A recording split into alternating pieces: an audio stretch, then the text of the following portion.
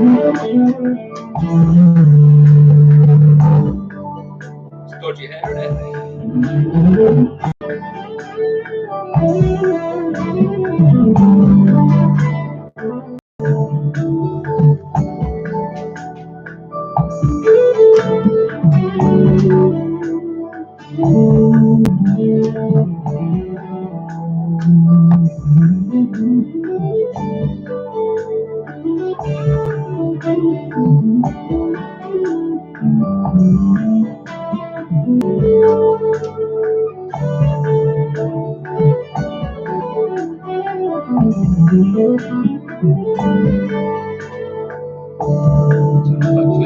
Let me know if things sound okay.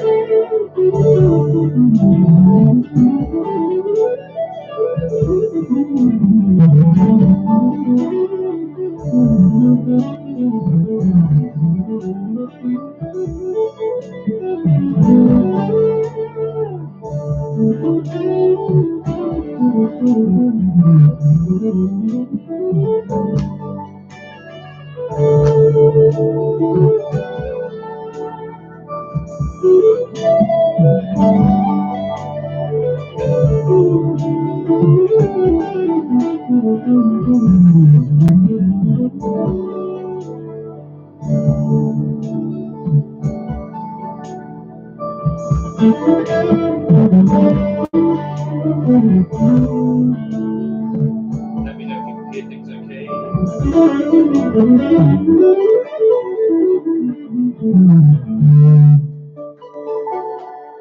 And questions welcome. I'm just playing whilst I wait for people to join in.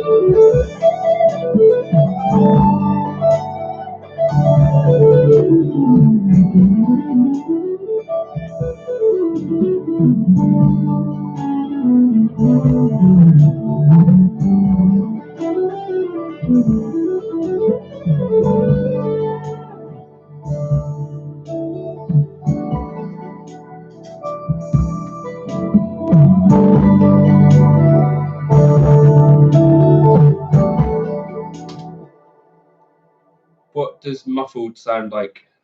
Just to be clear, is the guitar?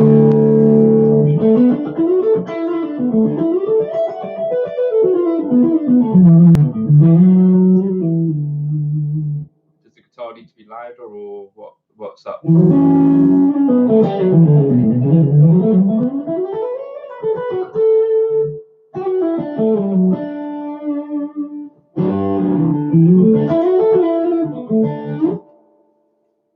Let me know what's sounding muffled. I'll try and improve it. Need a haircut, but obviously coronavirus.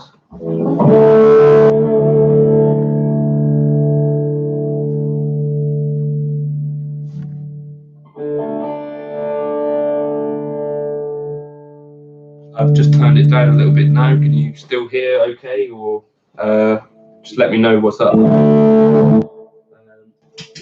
This is clean guitar.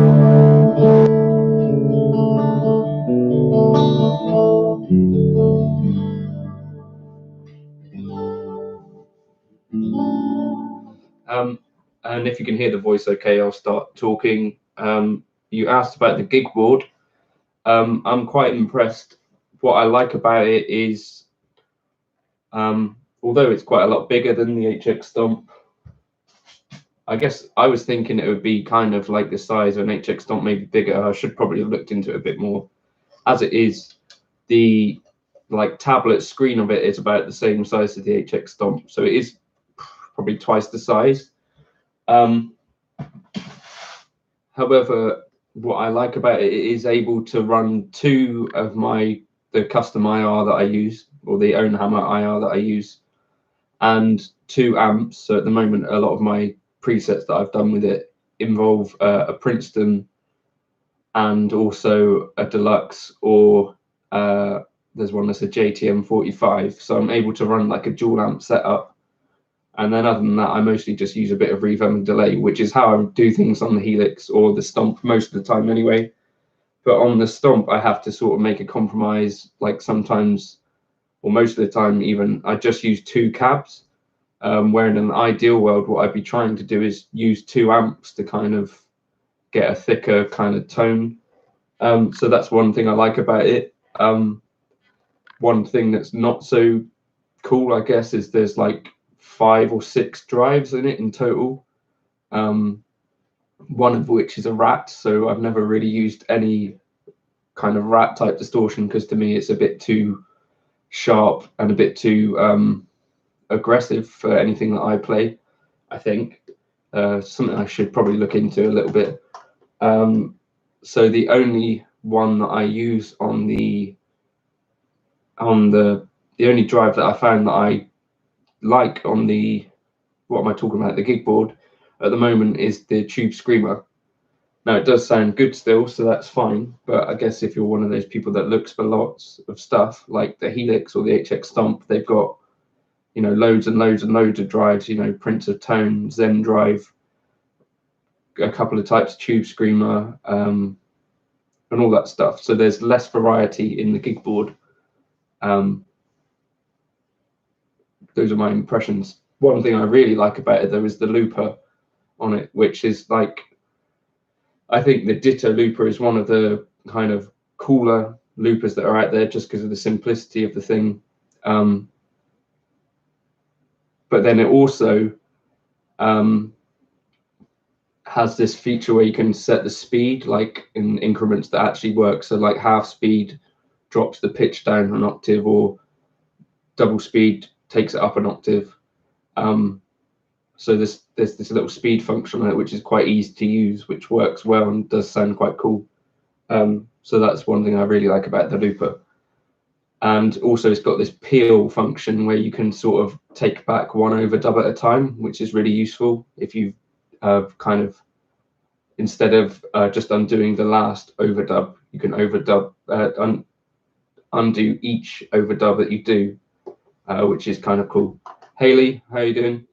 Hope Denver's nice at this time of year.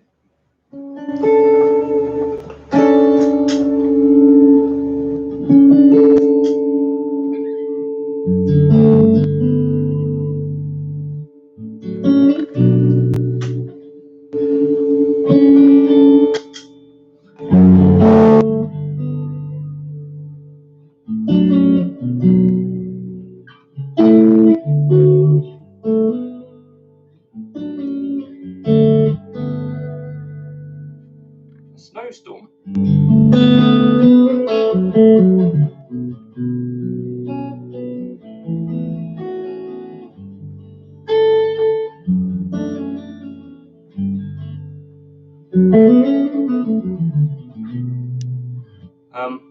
Let me know if you've got any things you want me to try and play or anything, or any questions theory wise or playing wise. I'll try and answer them as best I can, or put together something on my channel soon which does kind of address these questions that come up today. That's kind of the way I'm using these, either as an opportunity to try and play some music, or to interact with people that actually get some use out of my channel. See if anyone recognizes this song.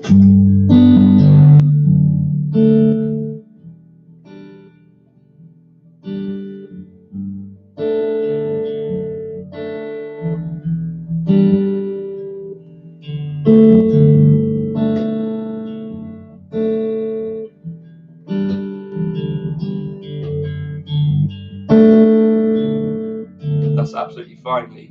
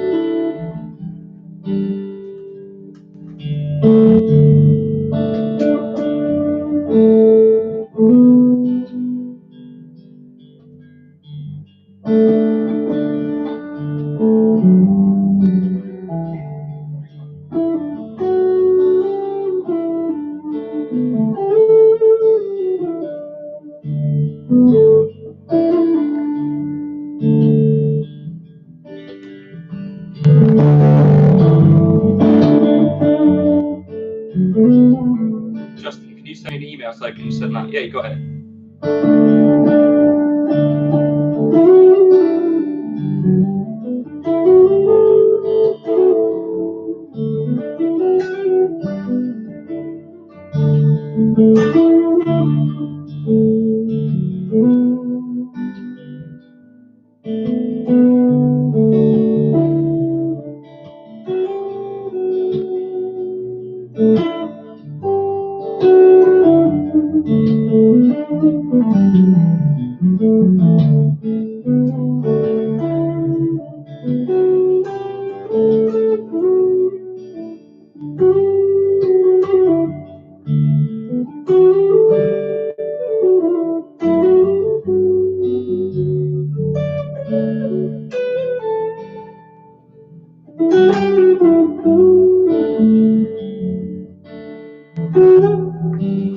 Anyway, sorry, the timing on that was all kinds of crazy.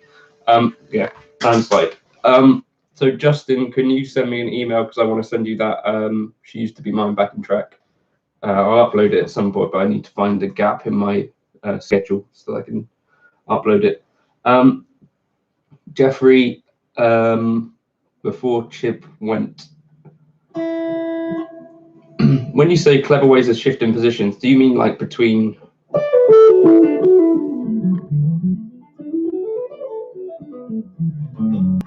That sort of thing, as in between pentatonic stuff? I'm assuming that would be the kind of thing. I don't know if you might have also seen that I did that sort of getting more out of pentatonics series. Probably you have seen that. But I think that's kind of has the basis of how I think about stuff, I think.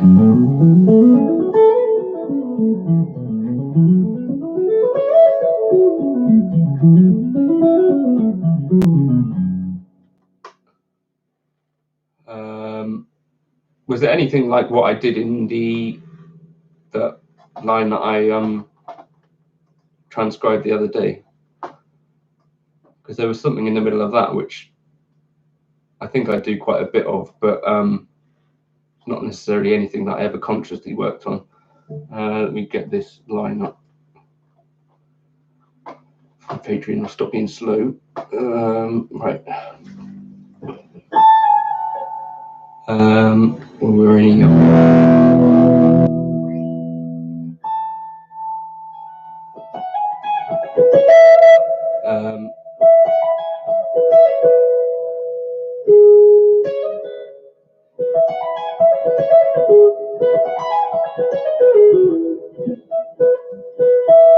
can't remember how I would actually play that.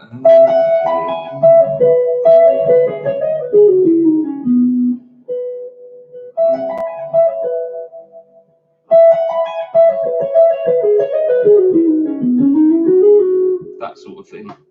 Is that what we mean, roughly?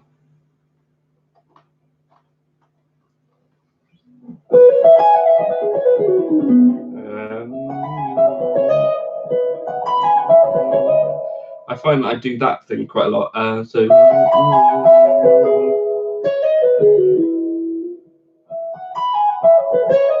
ascending. Do you want to tell me what it is, and I'll look it up? Like what minute of the tune it is. It's obviously improvised, so I don't remember exactly what it was, but I can probably figure it out. What's it called again? Before Chip Went. Is it called Before Chip Went or Chip's Tune?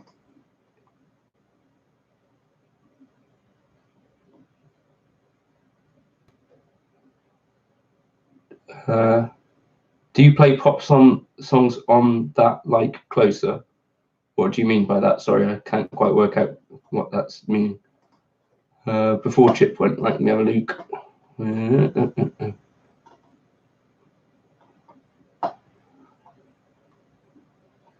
When did I even upload that?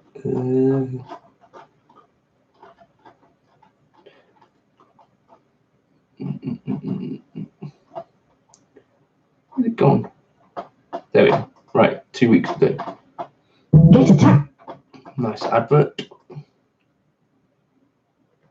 What genre of music do I like to perform? Any music, but sort of jazz and poppy stuff is fun. Jazz is what I work on most. 26.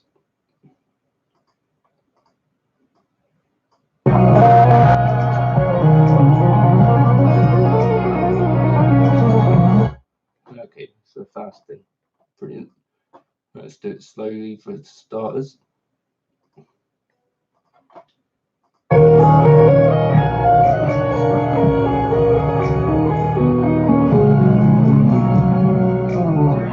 Sharp major.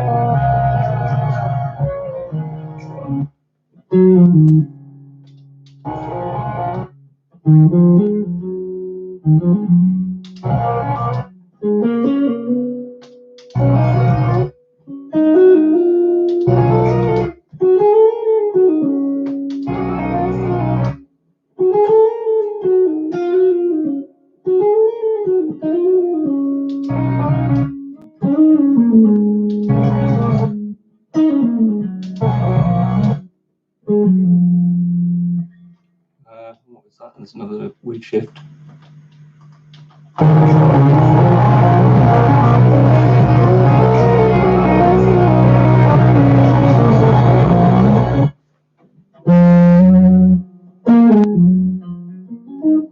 Yeah, it's weird. That's not. Hey, Alec.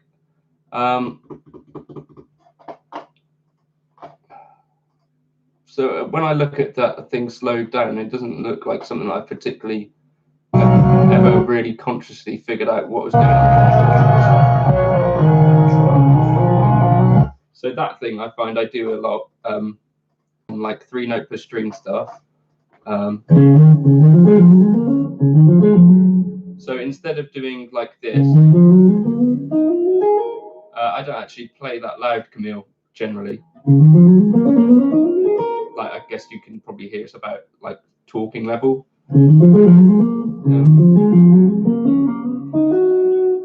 So, Jeffrey, this is generally how I find if I analyze my sort of fast lines that are 3-note per string, I do a thing like that.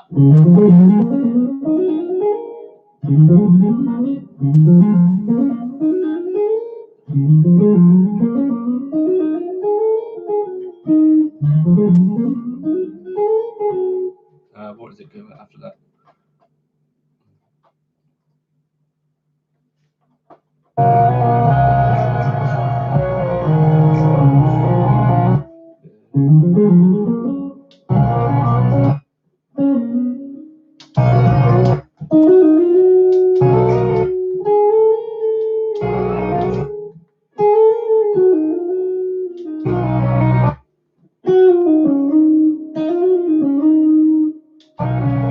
Yeah.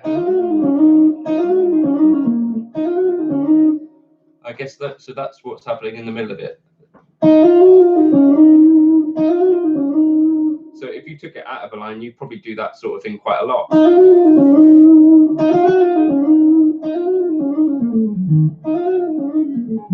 So that kind of construction I do all the time.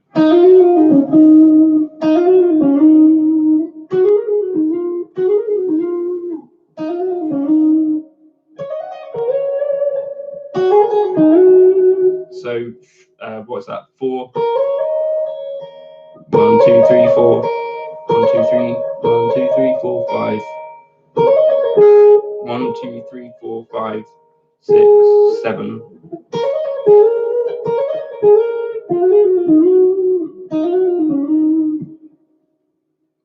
Sub to me.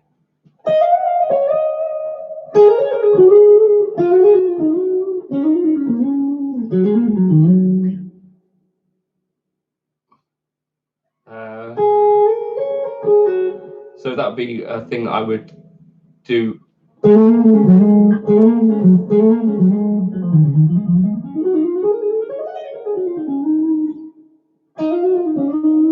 Quite a lot. So I would practice that, just that little bit. Just those little phrases are, I think, just as valuable as trying to learn a whole line, because you can learn kind of a little bit. Play Megalo. What are these songs?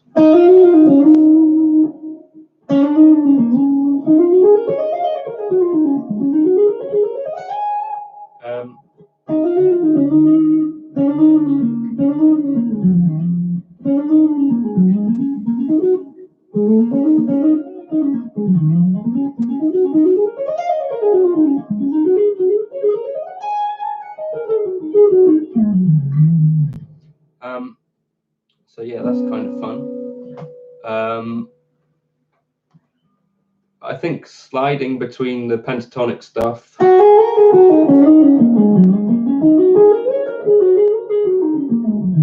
Do that like at slow speeds, and it kind of does give you a lot of different sounds that you wouldn't just get from. So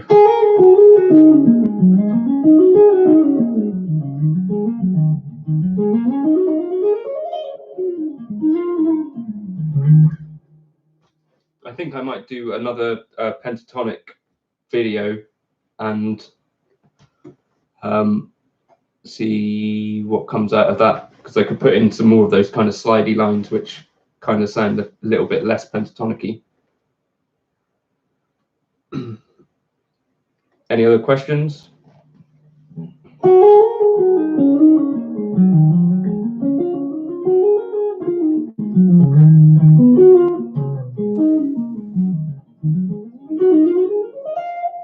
When you say play All Star, do you mean the song by, who's it by, thingy? What's All Star?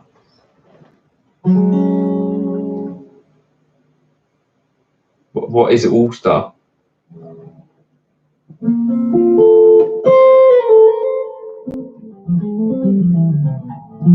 Smash Mouth. What? So the one that goes.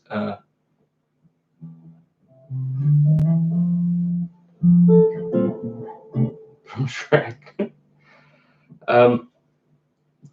So the reason I don't know the song Smash Mouth. The only bit that I've ever heard is the,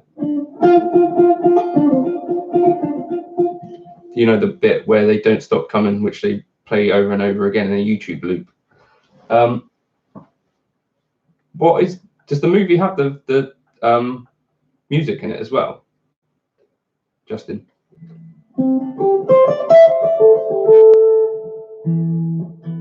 All right, I'll do some version of.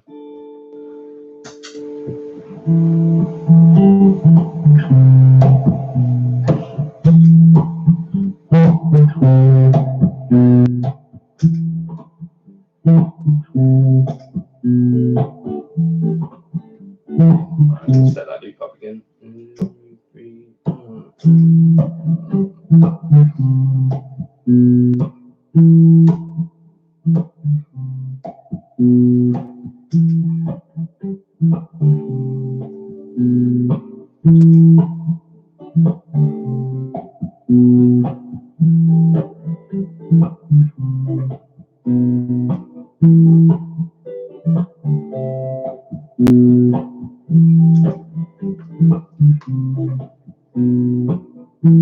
yeah, the album is what me and my girlfriend listen to most. That was the reason I wanted to check it out.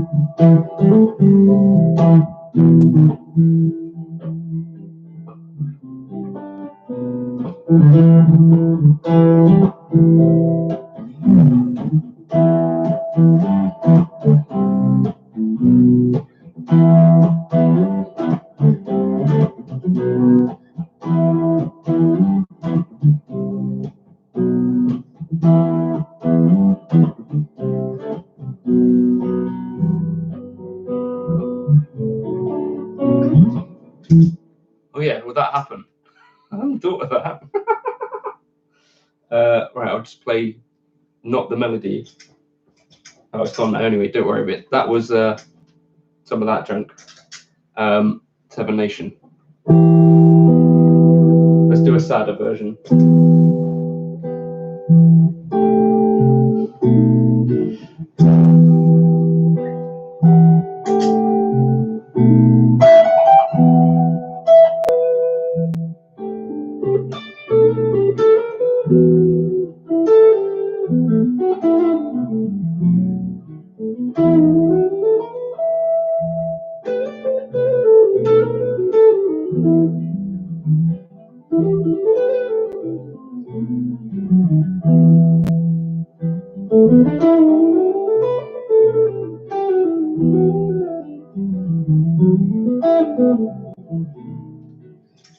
Etc.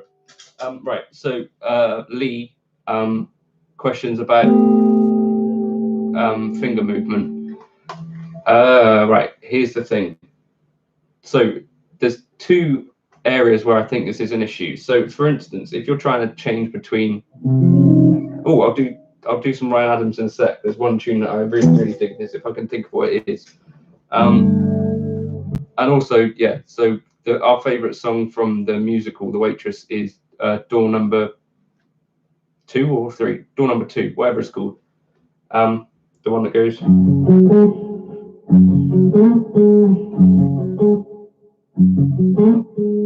Right, so Lee, finger movement. So two places where it's an issue.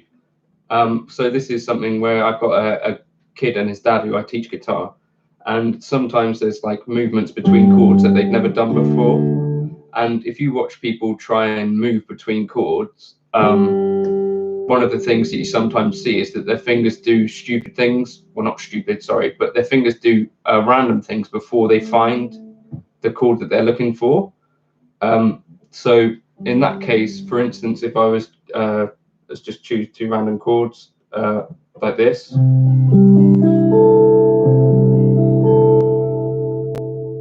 then the thing that I would practice if I was trying to get those quick is that making sure that at every point the fingers go to the right location. So what I would do is look closely at what happens.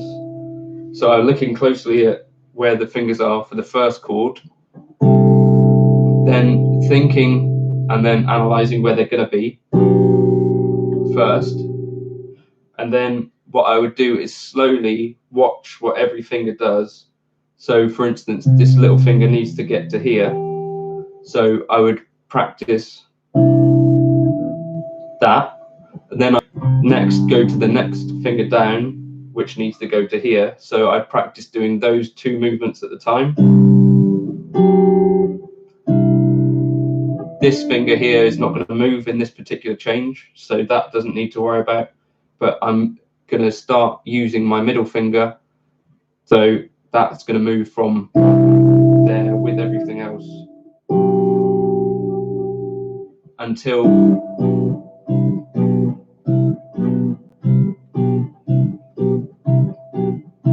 and then the other thing I would do with chord changes is to practice them. So if you have like a metronome going, first of all, practice doing them like every bar. 2, 3, 4, 1, 2, 3, 4, 1, 2, 3, 4, 1, 2, 3, 4, 1, 2, 3, 4, 1, 2, 3, 4, 1, 2, 3, 4, 1, 2, 3, 4.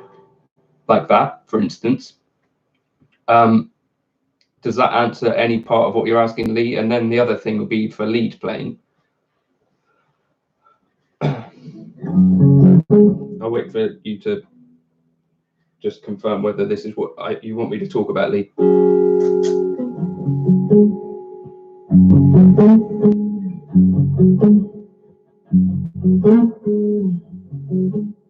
Hey, the fastest thing I can play, some 8-finger tapping.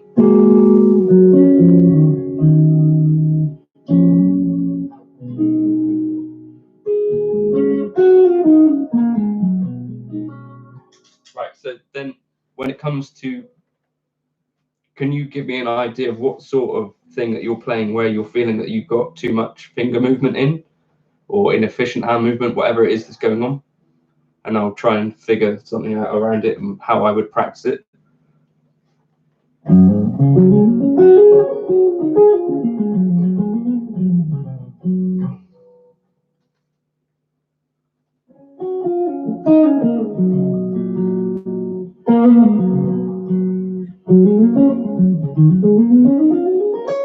A 2-octave minor 7 arpeggio, starting from what?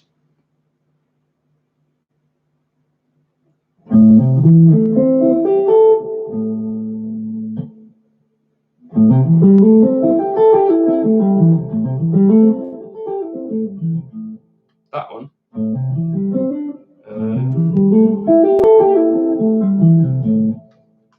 It's an awkward thing to play in general.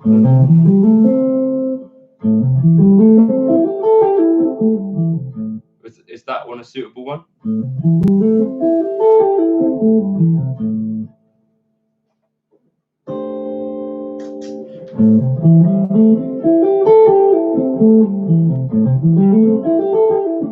Oh dear.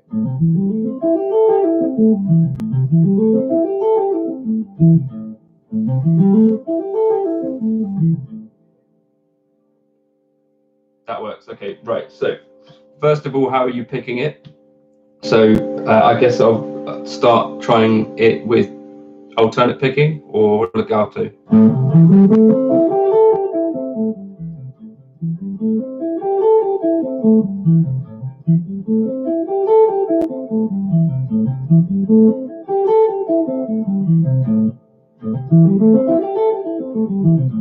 So if you watch, there's players like Rick Graham who have like a super close technique.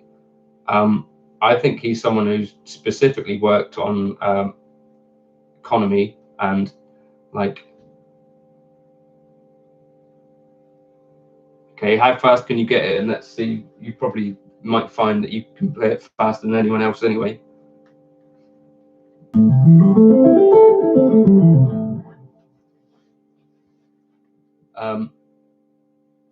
So yeah, like Ben said, you could try and, well, if you are super concerned about it, put something flat this side or visualize it. But if you let me know, yeah, put up the metronome.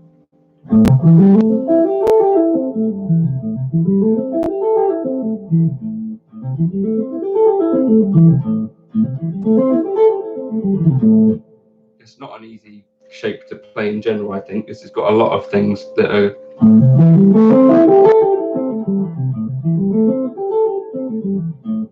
things that generally will slow me down, are things like those little bar movements.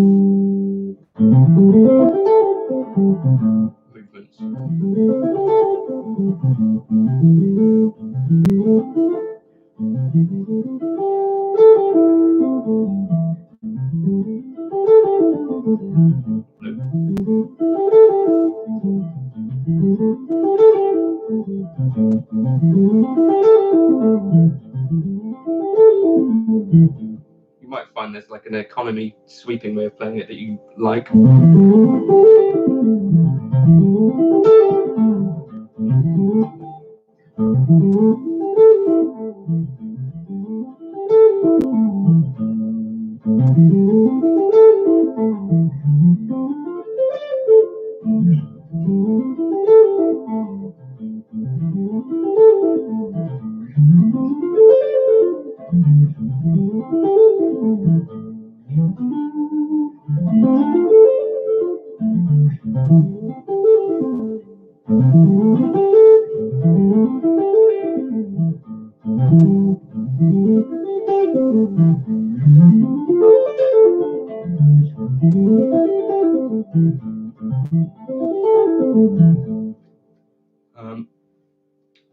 Let me set up a quick.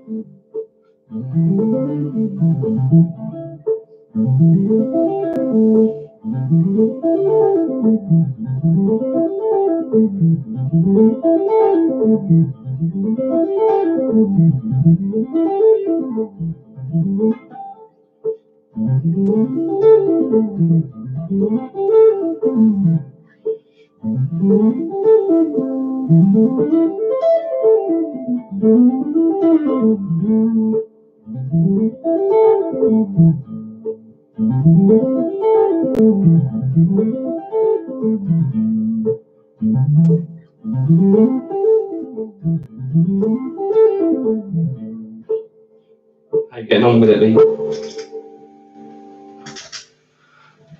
So if this was a particular pattern that I was interested in playing fast, I would figure out a way that worked. I feel like that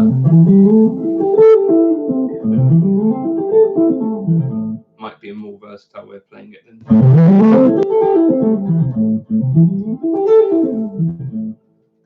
250. Isn't that super fast anyway?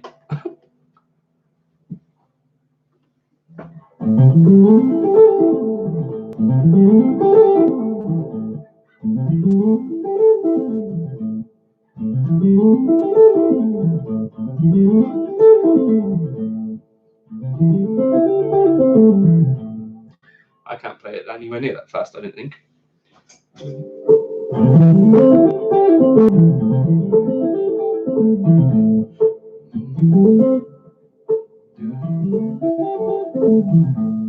Does that?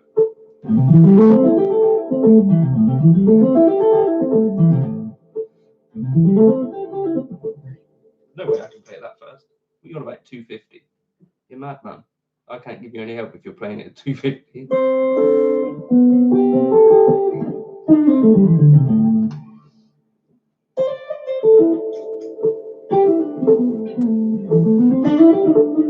Any request this?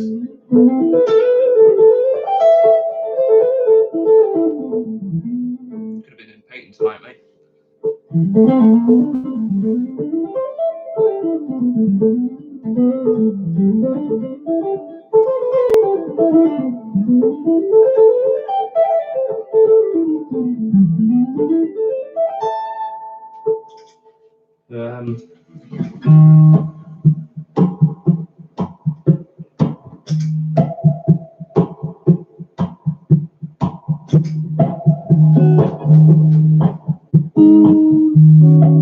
If you could play it at 250, what are you worried about? Because like that's as fast as you're ever going to play anything that is going to feel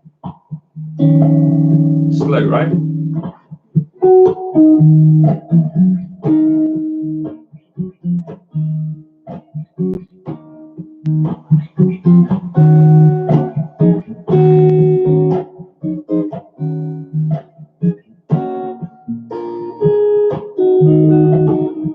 This is hard.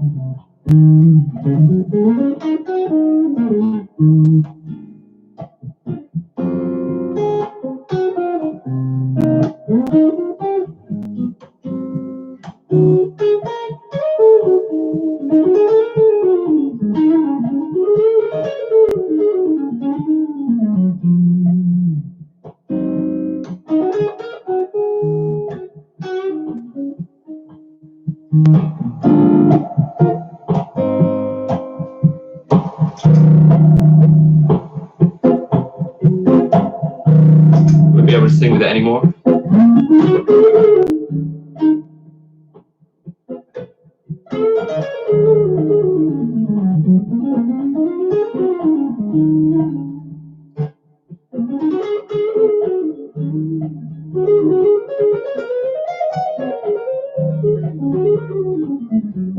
Can you define jazz blues for me? Like Larry Carlton or Robin Ford?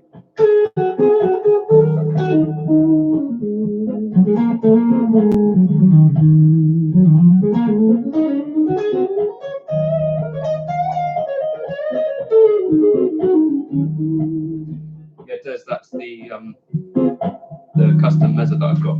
Sounds pretty cool, doesn't it? And a J Rocket dude. Sam's still got my amp stand, by the way. Annoying.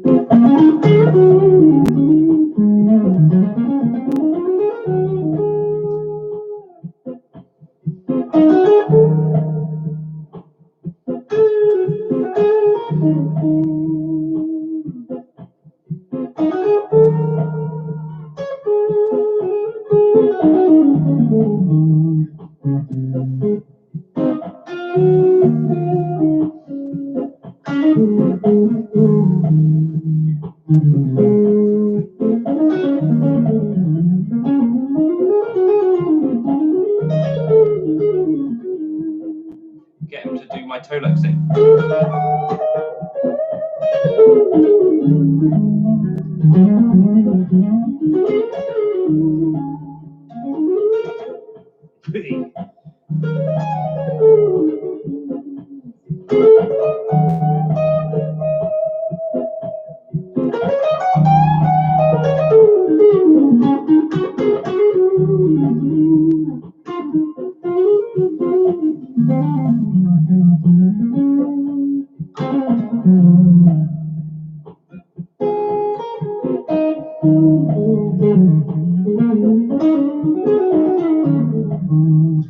I was basically just telling you to get back my amp stand off him because he's supposed to be tolexing it. So Lee, yeah. So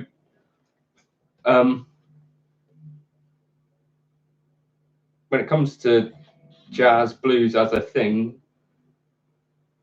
I guess there are things. Yeah. Sorry, I've just lost what I'm saying.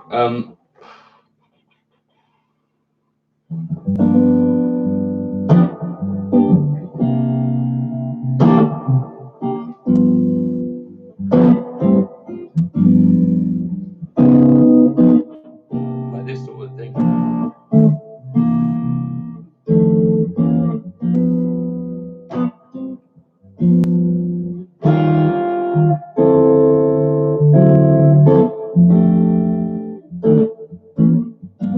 What my version of jazz blues. And then, so at the end, you might go, or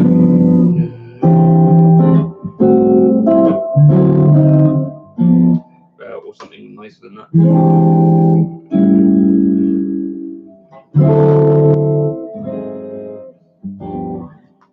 Is that what you're asking for? My version of jazz blues? And Lee, does that sound like the sort of thing you're meaning?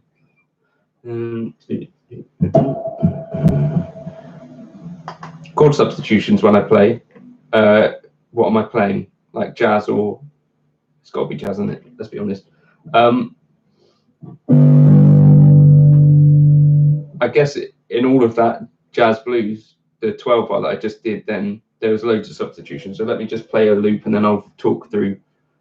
Oh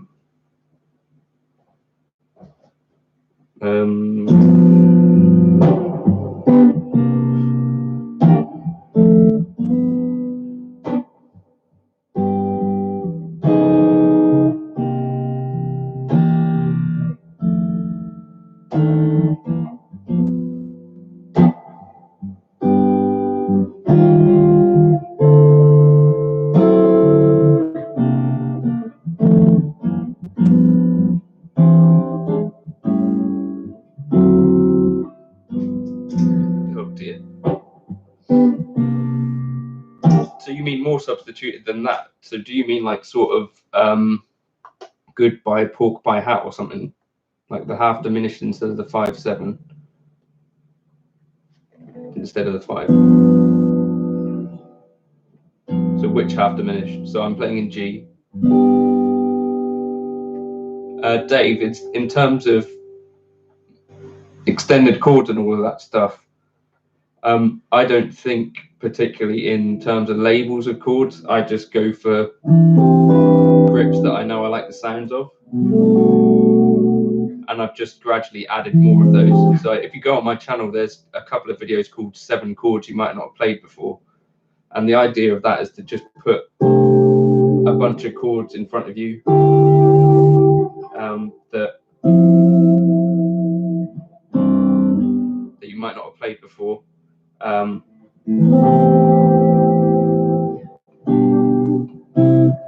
then if you can instantly get an in context, like, so I can play this chord in place of a chord 2, then you'll have a grip that you can instantly start using and put it in different places. So major blues, right, to do.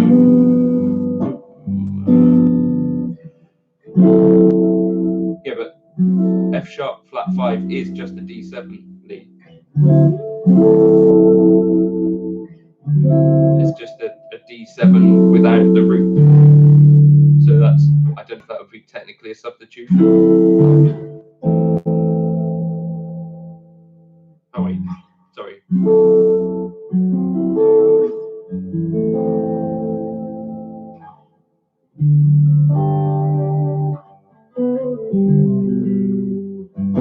So that would be like a rootless voicing lead.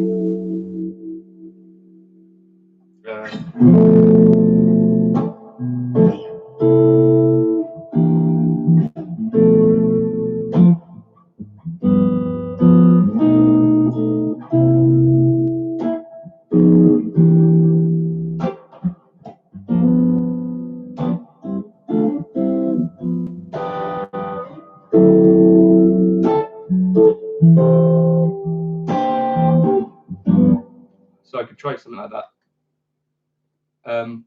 When does it become a substitution?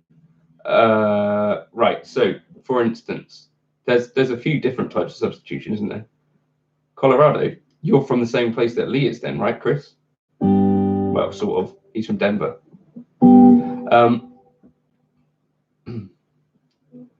See you later, Des. Cheers, and see you in paint in about half an hour. So an actual substitution would be, so here I'm going to substitute the D7 at some point for an A flat 7, which will be called a tritone substitution.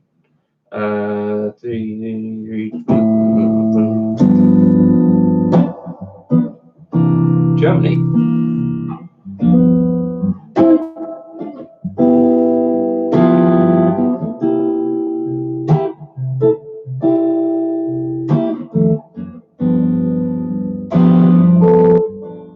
So here's the substitution. I'll get to that, Justin.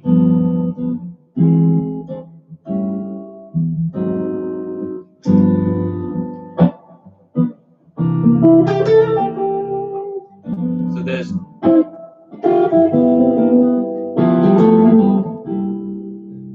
it's coming up, Lee.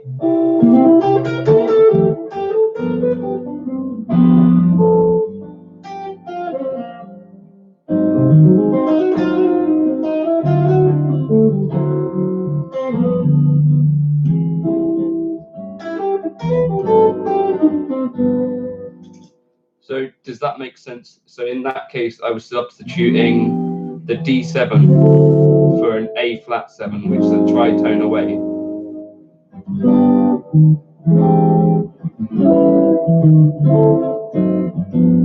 Favorite theory-based channels?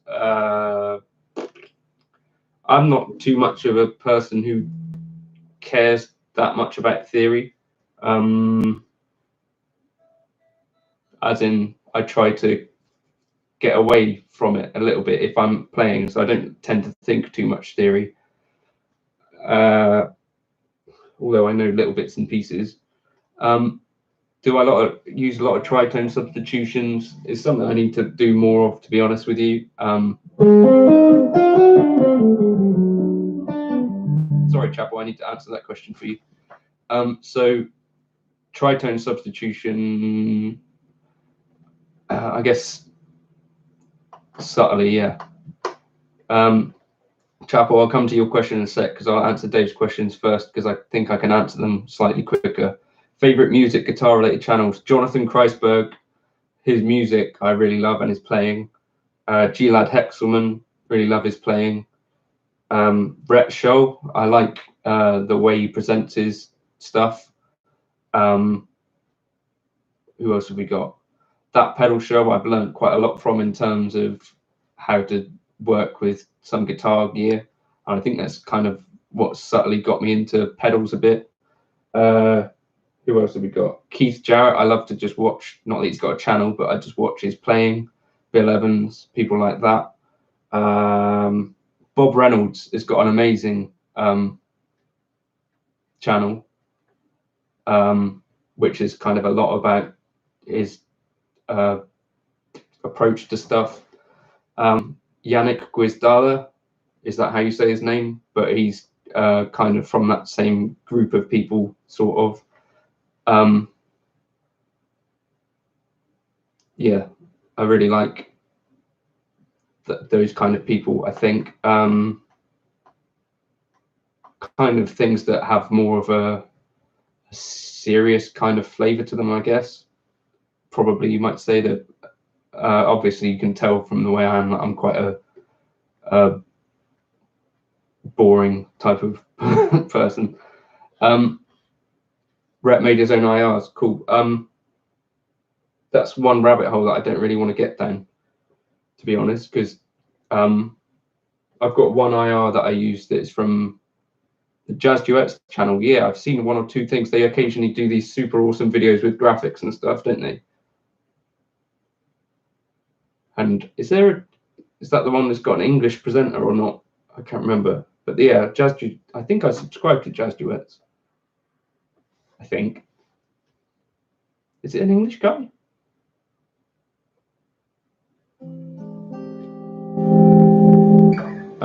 Right. Yeah, I think I watched a video of his the other day. Possibly about John Coltrane or something. Right. Jazz Duets is cool. Bob Reynolds, I think, for even guitarists, like I guess most of you are, he does like really cool stuff about practicing. Yannick Guizdala, if that's how you say his name, I'm probably butchering it, but he does some awesome stuff. And also I find his playing is pretty tasty and his original music's cool. So I kind of like that. I tend to like players that have kind of some original music out there because I guess it makes me appreciate that they're doing music as well, if that makes any sense. Jack Gardner, I really like his playing. On Instagram, there's a couple of players like Thomas Griggs and Casper Jalili who I really like their playing. Ben Younson, I really like his playing. All these players that play loads better than me. I guess those would be kind of the ones that are at the tip of my tongue for players that I like to listen to and check out. Right, Ryan Adams.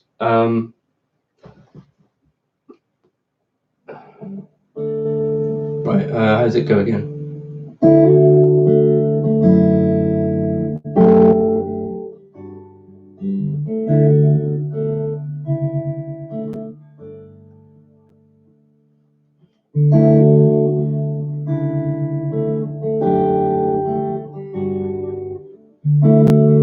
Chapel, I'm going to come to that question as soon as I've tried to figure out this song.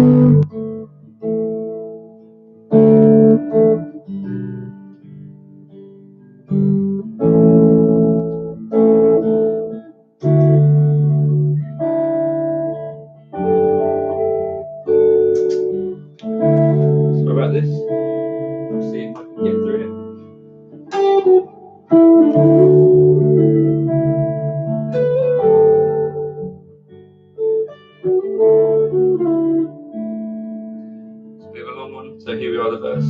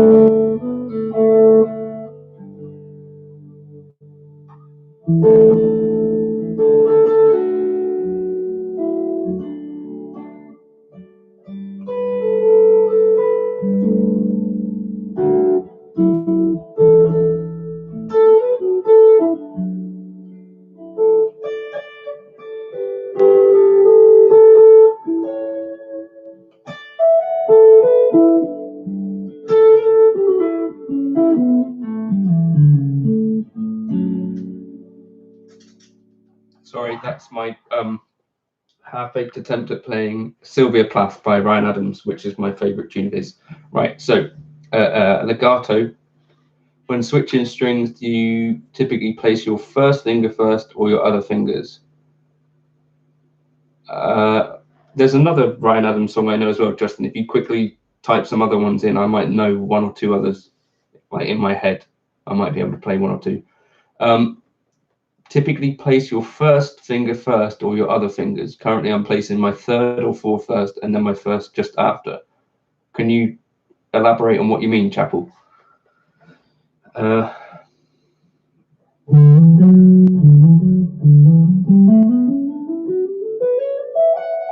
what are you playing? Firstly, if you're trying to play something legato, what are you specifically?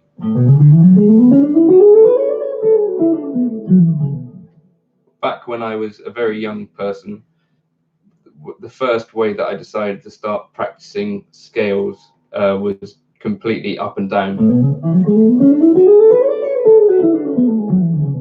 Like that.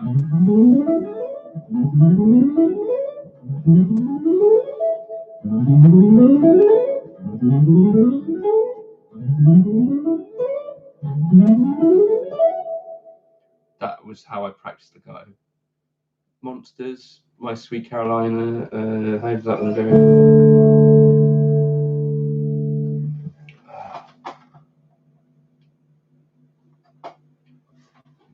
Right, so what you're placing.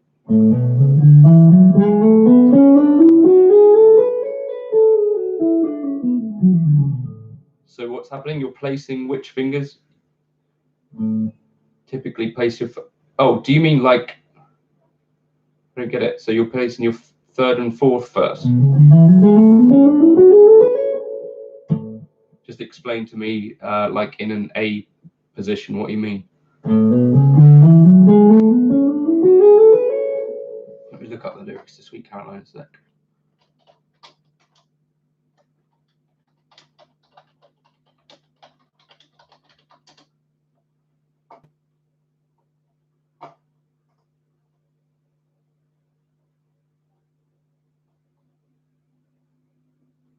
No, it's not that one.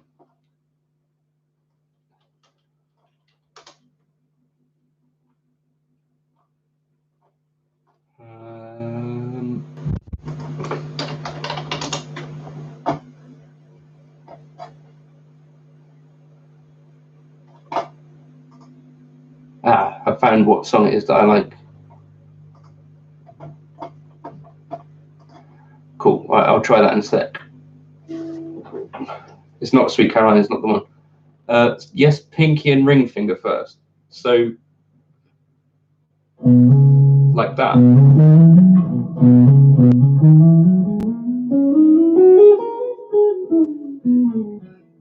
You mean like that? I don't think you do.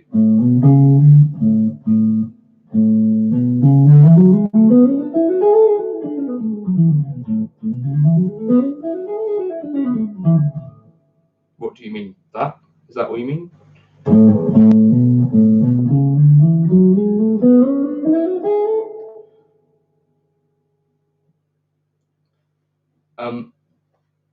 If you're working on legato, as I switch coming down the scale.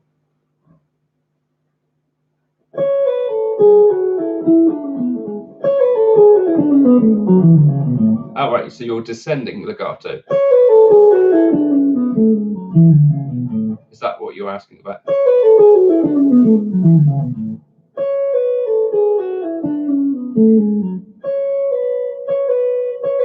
Looks like I've got my.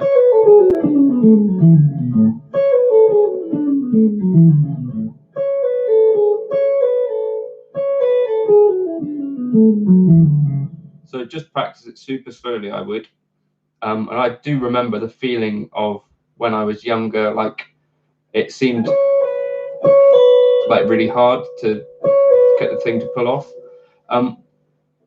So one thing that I tell the kid that I teach is that if you, like when I used to think of pull off, I used to think of like an upwards motion. But if you think of it as a slight sideways flick,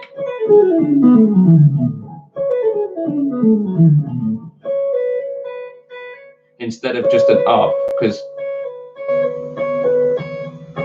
the up is where the wrong feeling is of the legato, I think. So if you feel it as a slight downwards movement,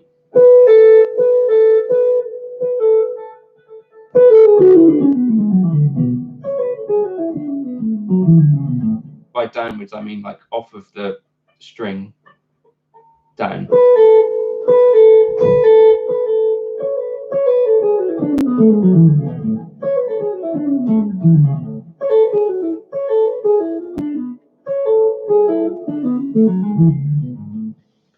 Does that help at all, Chapel? Right, here's Fenton in a sec.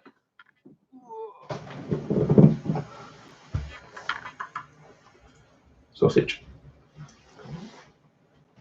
Do you get what I mean with the sideways motion instead of an like straight up vertical thing? Oh, Fenton's sun is also coming.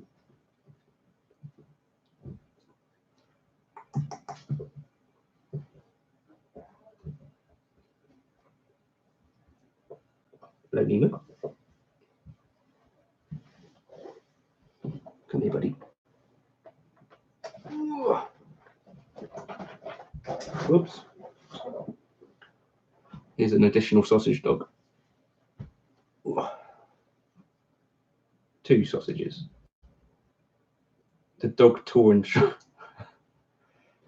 So this is Fenton. This is Nemo, his son, who was born with 3 legs, but he's turned into quite a good-looking dog. Ruben's there. They're all gate crashing. Gate crashing, is that the thing? It's definitely not a word, is it? Hey, Jake. All right, so do I plant my index? Let me get rid of these dogs and then I'll try.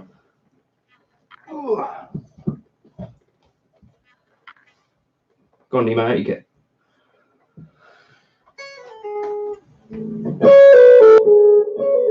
No, my that finger is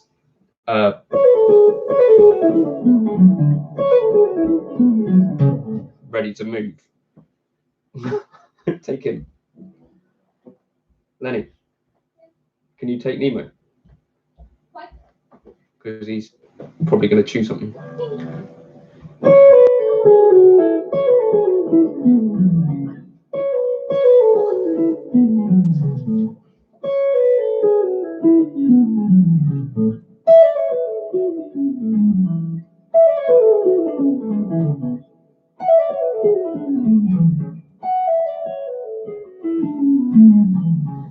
I wouldn't say it's planted, it's kind of like primed, ready to go, is the feeling that I have. Hey Kevin, you actually joined us.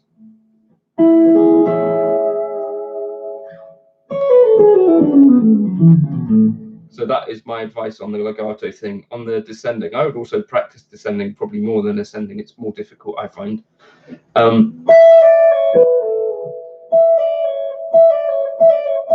By the time my middle finger's ready to go, I think it is planted, but on the little, I'm sort of rocking.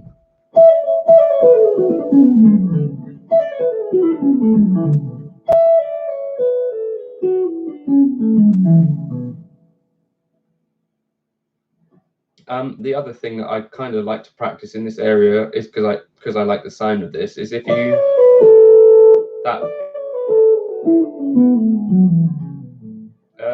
I've done a video on my legato thing. I don't know if you've seen that one at all.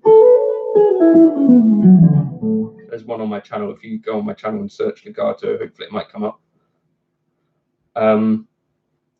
But the idea, so first of all, I would say if you do this and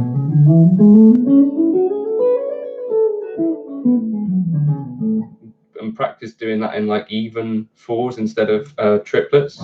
So triplets have like a kind of obvious legato sound, so like,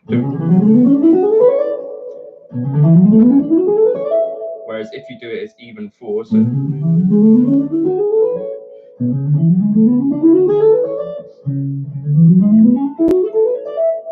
just gonna put him down so he's about to jump. Even 4s have a kind of smoother, less obvious sound to me. So and then once you've got comfortable with kind of the shapes of the major scale, I would practice this, which is to change up the order of each next string. So, sorry. Can you hear what's happening there? So I ascend through one, and on the next string, I hit one, and then come down.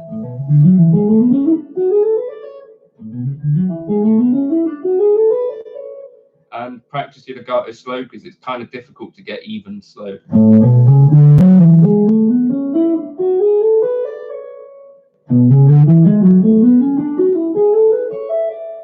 That's kind of one cool thing to try practicing. Obviously, you've got there's I don't know, 9 or something permutations of what you could do with that. So you could kind of descend. So descend down the first string. And there's an additional challenge with these kind of things. Kevin, what are you doing? You don't need to pay me money. But thank you anyway. So, right. Also, Kevin, that's the California tweed is happening right now. So when you do this, so for instance, I'm descending the first shape, first line. What would it be? First line. And then I'm going to start. That's what I'm aiming for. So down, the next string up, then. And if you try and do that like consistently into each other, you find you have to do these weird bar things.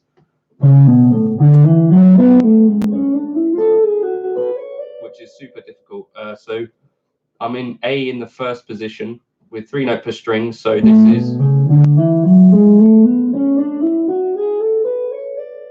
that, if you've got that. So then down the first.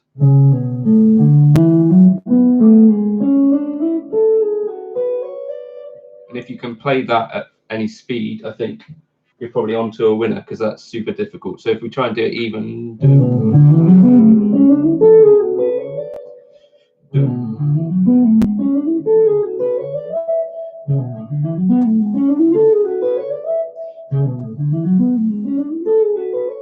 So that's super difficult to try and stop the notes from running into each other.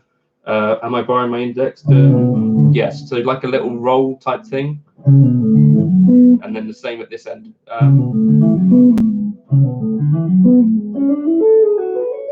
Yeah, across pairs where it's possible. So I can bar the first one.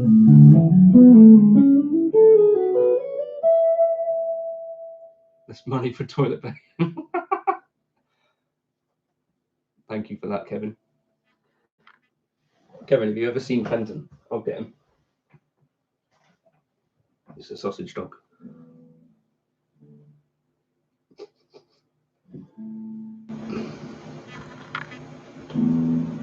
Does that help at all, Chapel? Yeah, I am borrowing the index where I can. Jake, you live with your parents. Also, I don't need people to donate too much. I'm sure everyone's not finding it very easy at the moment. Any other questions, Chapel? So obviously, Jake, what do you think of this dog? Look how furry that chest is.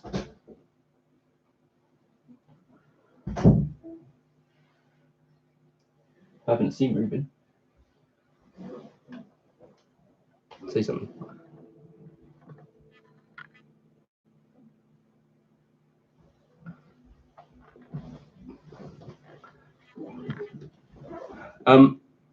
Right, so Chapel, more hair than you. The other, so I guess you probably figured it out by now, but there's also, so you could start, even in this one position, you could start with like on the second.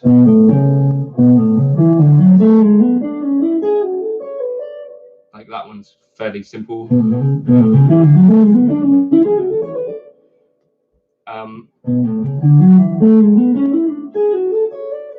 So change up the orders of things, if that makes sense. And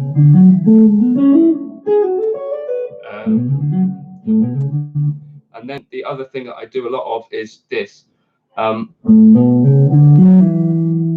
Sorry, is that what I meant to say? Yes. So 3 on this first string.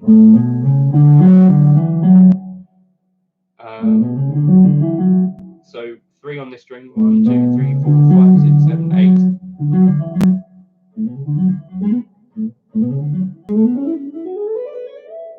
Does that make sense, Chapel? That is super helpful for getting things like what's the word? Organized into sort of 8-note phrases. So that sounds like tidy in context of a song. So 3 on the first string, 1, 2, 3, and then 5 on the next, 1, 2, 3.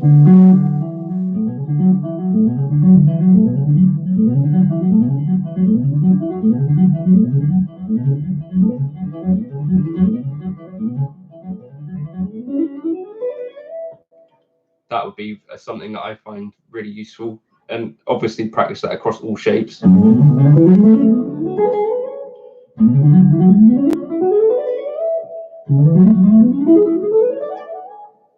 It's kind of got a cool sound.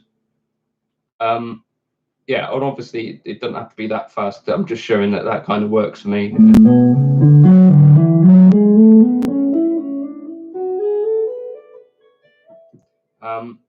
And then also, so these are things that I need to explore myself more. But so, for instance, this might sound good if you got it up to speed. So descend the first one and then.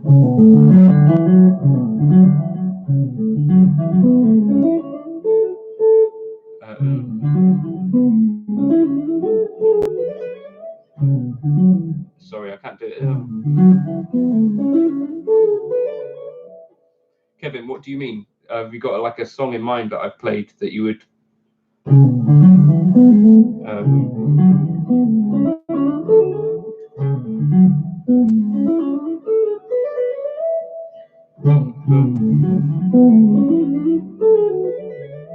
So that's really hard for me to play.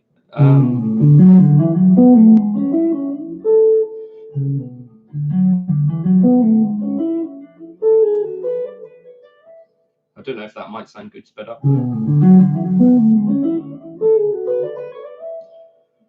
Maybe not. That might sound good. So if you started 2, 1, 3.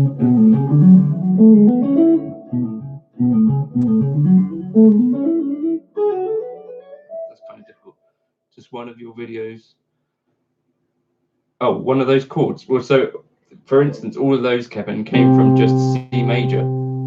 So they're just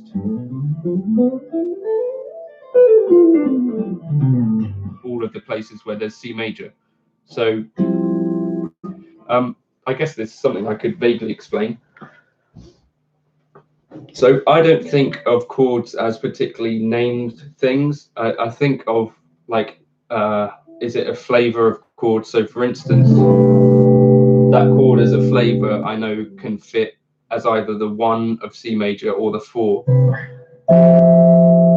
for instance. And then you've got voicings like this, which can work in other places.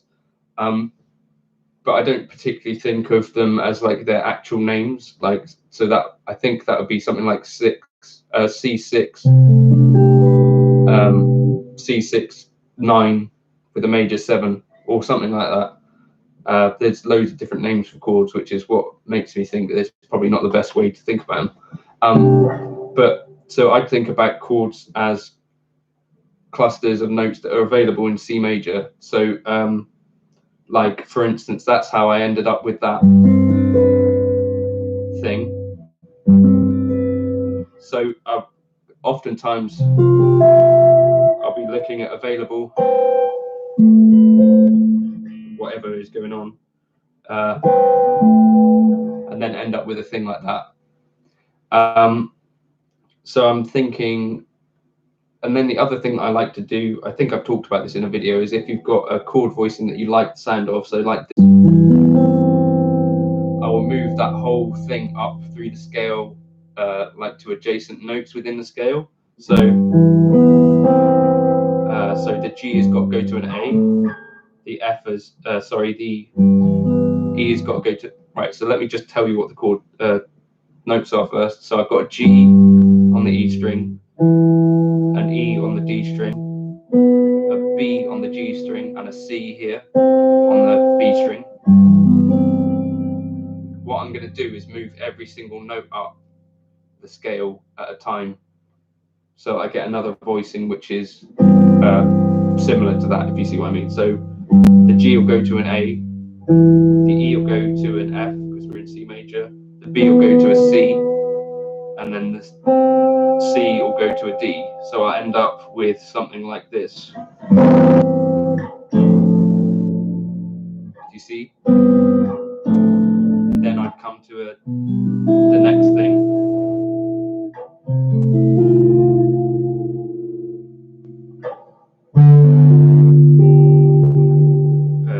Then what?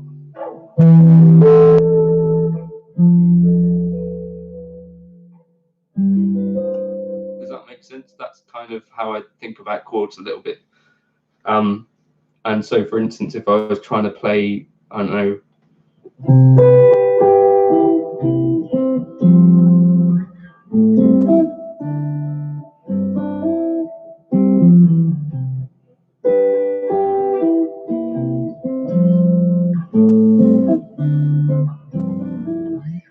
I'm thinking kind of what's available in C major.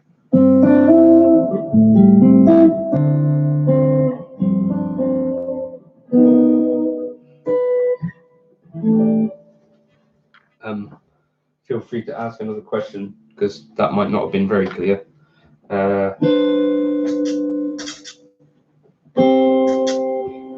I think Alan Holdsworth, if you watch, he's got a very strange video on chords, but I think he thinks in a fairly similar way, but he probably knows the names of what he's doing as well. But so, what would I say? I'm not at all thinking about anything other than like the overarching flavor of the chord. So for instance, if I'm playing in D major and I've got a flavor of G, if I'm playing in D major and I want to imply the 4, so I'm going to play some version of G, I'm thinking about every other note in G as being available still. So let me just put on a drone of G.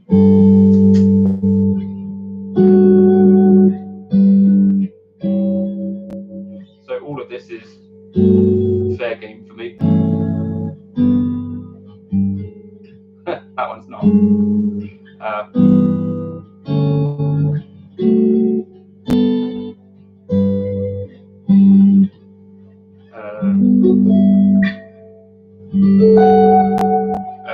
What else have we got? Kind of lots of versions of G, which I don't really have a name for.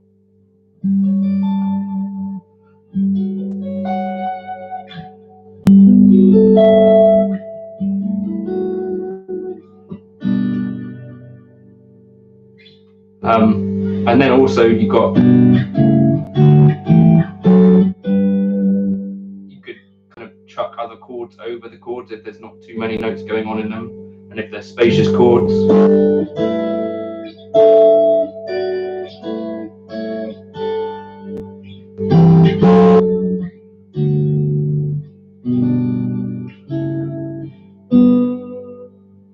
I don't know if that helps at all.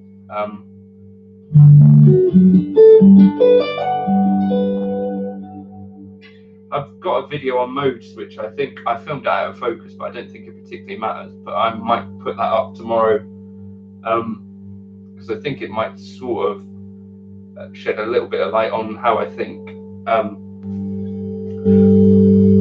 But so if I've got this G here, some people, if it's chord, I'm implying that it's chord 4. So I'm implying that I'm in D major. So anything I play over this G, I'm actually thinking D major. I could also think E minor. I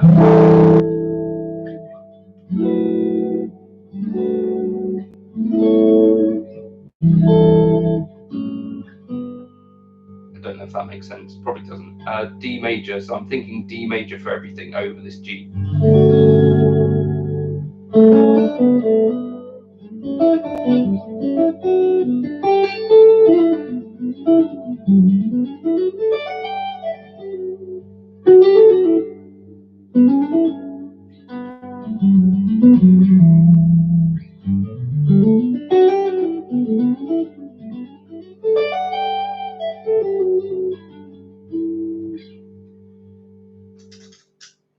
Explain that again. Fish holds does a major 7 with the 7 1/3 on the bottom as a 4th and the 1/5 on the top as a 5th. Wait, so what would we get? Major 7.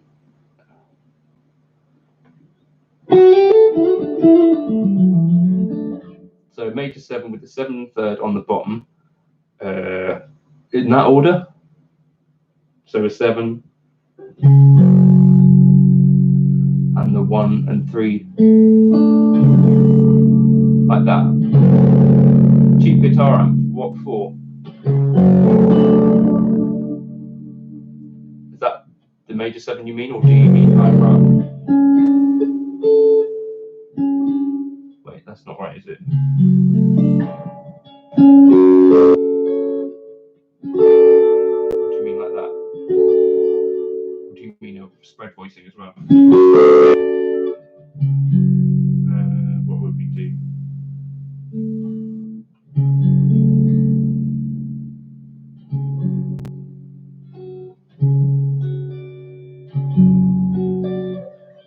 Up on the top. So this one. Do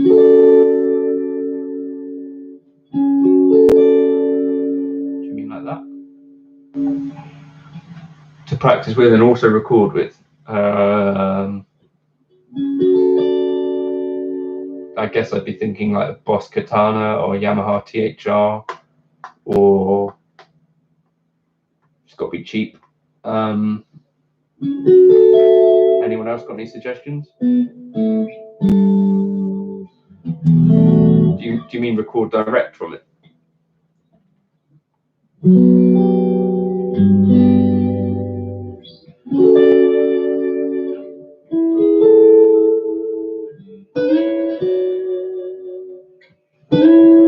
Do you mean like that? Is that what you're talking about? Fish. That's my favourite Holdsworth thing.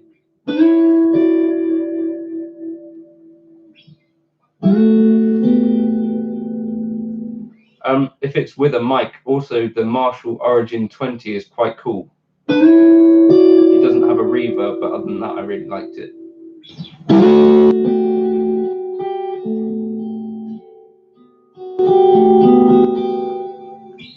I've got a Spider 5, yeah. It's quite fiddly to tweak it, but hey Tim.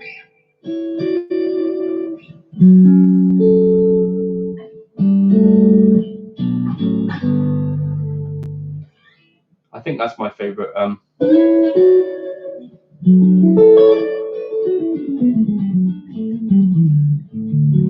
That's my favorite ending to a Holdsworth song. I think it goes something like that. Anyway.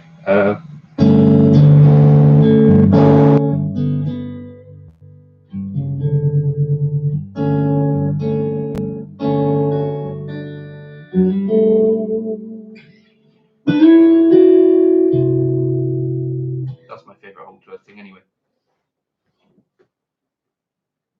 Do I use alternate tunings? Not really. Occasionally drop D, like I've just done a load of demos for Origin Effects with this thing, which I think I'm allowed to tell you about now. Yeah, what's it called? The Origin Effects Revival Drive Hot Rod Edition.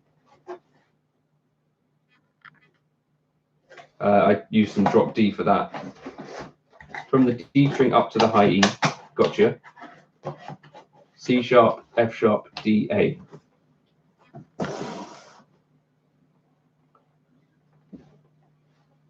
Where am I in the UK? I'm near Exeter, in Devon, which is like the countryside where all the farmers live.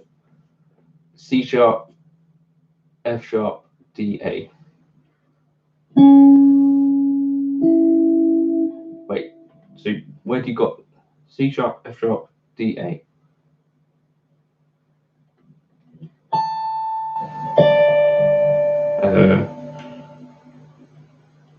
Where am I going to get the C sharp from?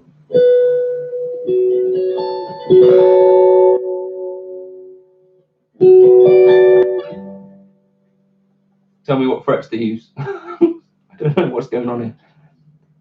Is that the order? C sharp, F sharp, D, A. Where's the C sharp?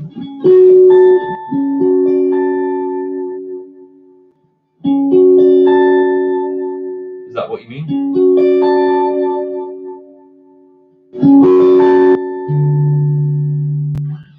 I think I might have got it. Yeah. All right, I'm going to try moving that chord around and see if I can get anything cool out of it. So we're in D, yeah?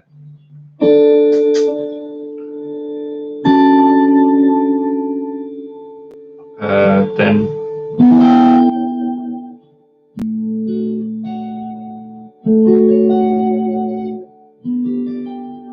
oh, that's nice.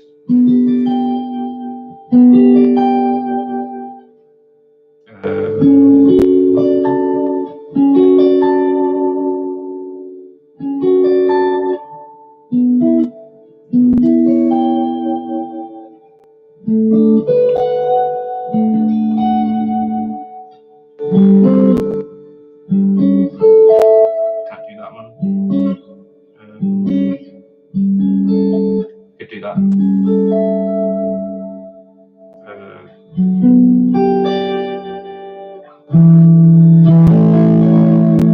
Oh, that's quite nice.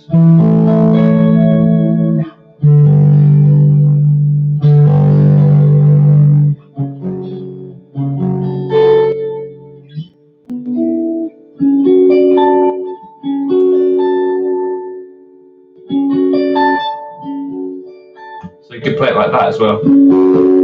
Sorry.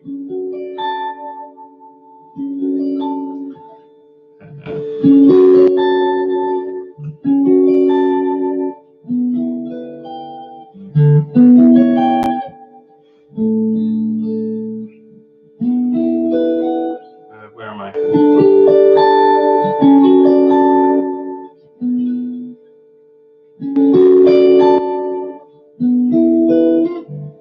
Sorry about this.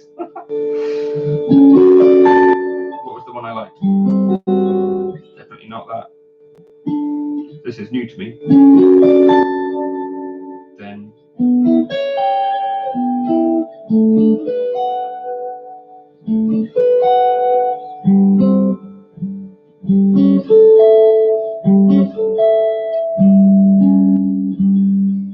I think that one I like.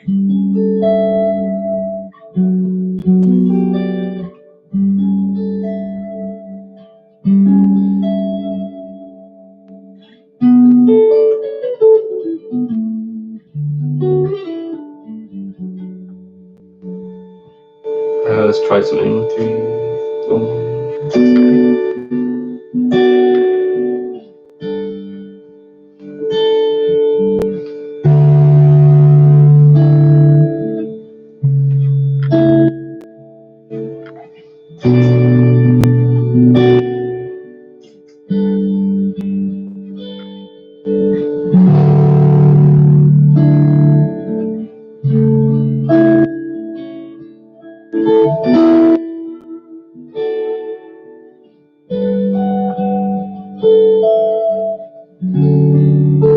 That one's quite nice with the 7th at the bottom.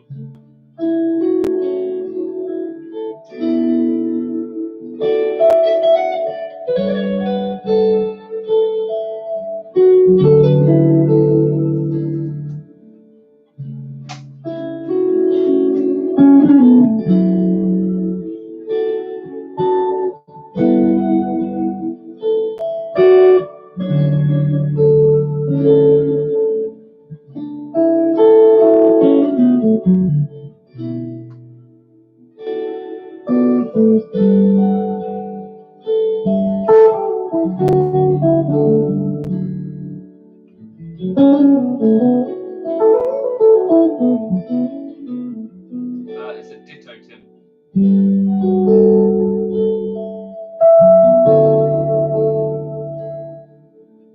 So this is my favorite thing, fish.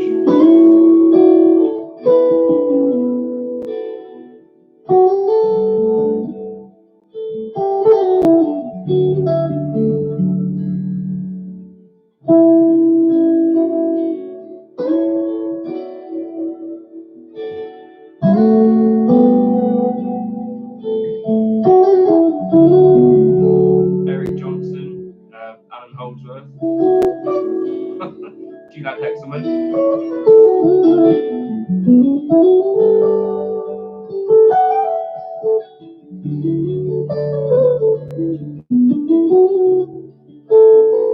It's a K line.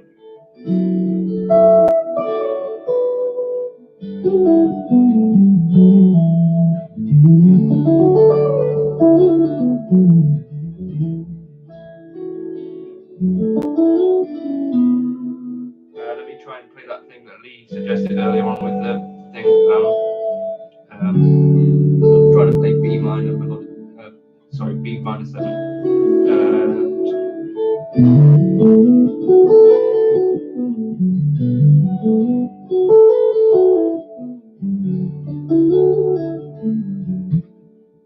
I don't, Kevin, no, I didn't get on with it. It didn't feel enough like a guitar to me, if you know what I mean. Like, the way I described it is that, you know how a Strat feels like a guitar, and then an RG to me feels slightly like less of a guitar than a Strat, and then a Strandberg feels like less of a guitar than an RG, if that makes any sense. So I couldn't really play it very well, I didn't think. What IRs and what modeler?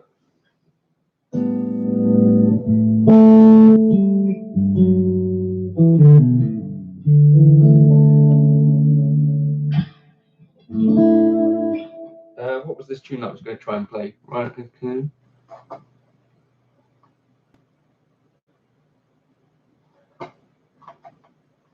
Right, it's a song called "Come Pick Me Up." I don't know if probably Justin's gone by now. So.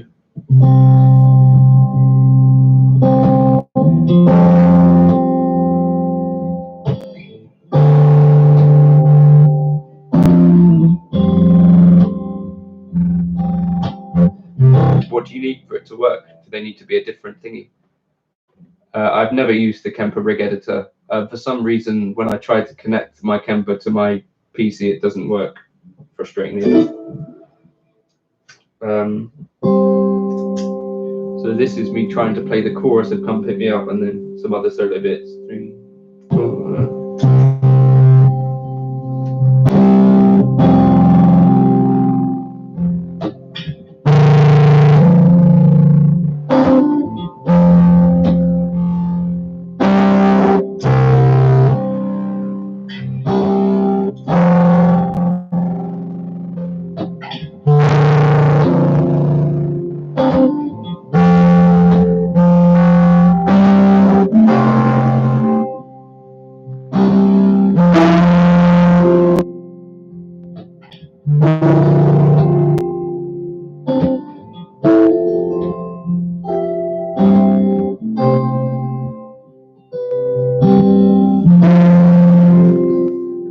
let me turn it down.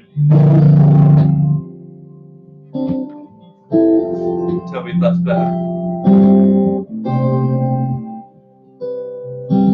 Is that better?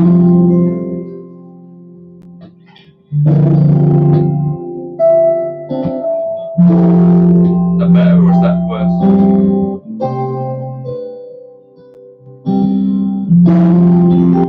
I'll turn the bass down.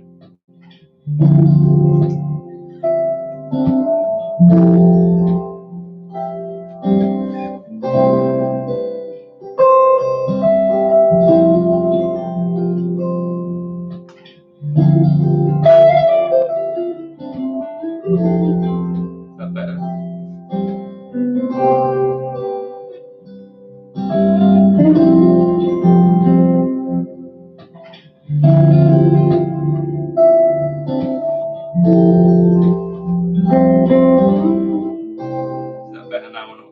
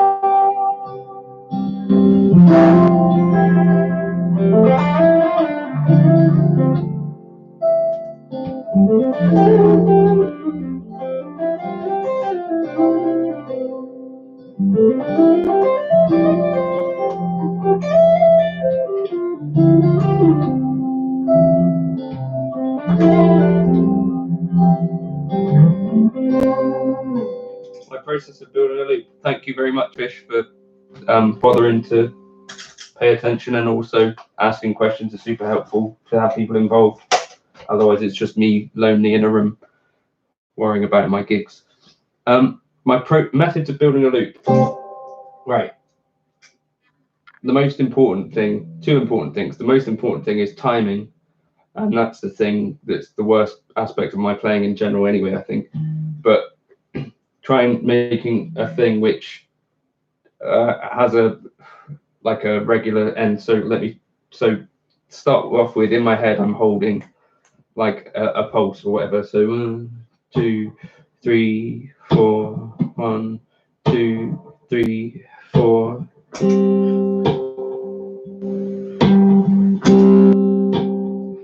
Practice something super simple like that and try and get it to be consistently in time. That's the first part that I will work on, and often I'll choose something that's just 3 notes but something kind of ambiguous that I can build other stuff on top of. So these little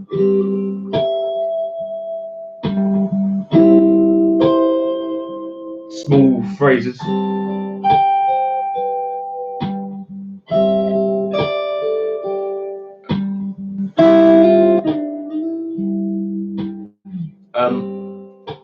are things that I would build up. 2, 3, 4. So I've only got 1 bar to do something in at the moment. So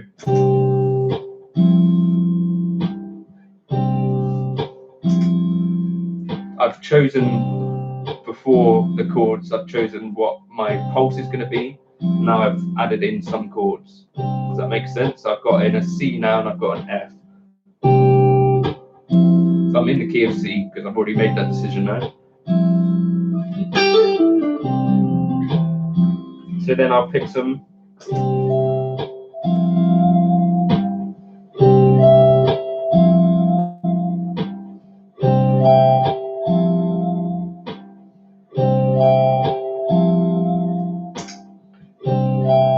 something like that, and I will harmonize a little phrase. So something I used to practice when I was little was playing things like Thin Lizzy. So harmonizing up another third I find fairly easy. Don't be afraid to do little things like this. 1, 2, 3. 1, 2, 3. That was at a time. So on the ditto, if you've just recorded a thing, you can undo it. So if that was at a time, so I'll undo it.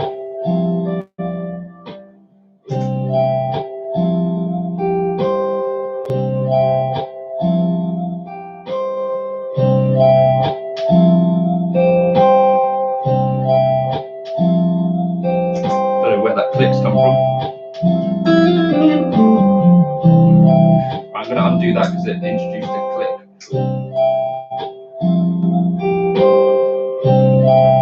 So here we go. 4, 1, 2, 3.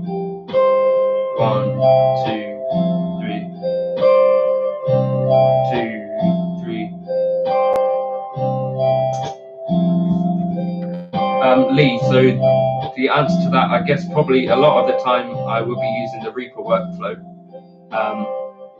just because that's kind of, I can set levels post for that, whereas once you've got the ditto doing what it's doing, or the helix, sorry, I'll just turn down a sec, you're kind of stuck with it, which is fine. Like for the last couple of days I've put up these kind of more of a live, just kind of fully improvised for like 9 minutes or whatever type video.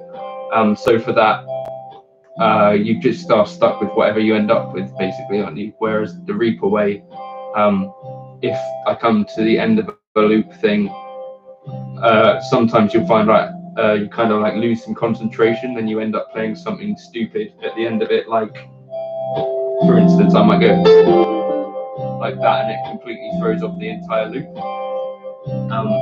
So with Reaper, I could just cut off that loop if it sounds dumb. So it's kind of useful from that way. Tim, scales and modes over these chords.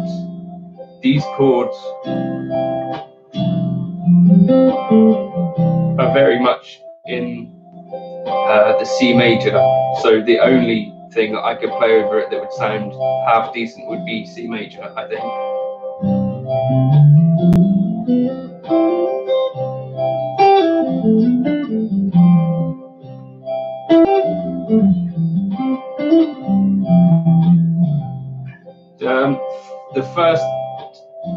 The first loop stuff is generally first take. Like that Smells Like Teen Spirit thing that I put up yesterday was first take, although there was one false start or whatever.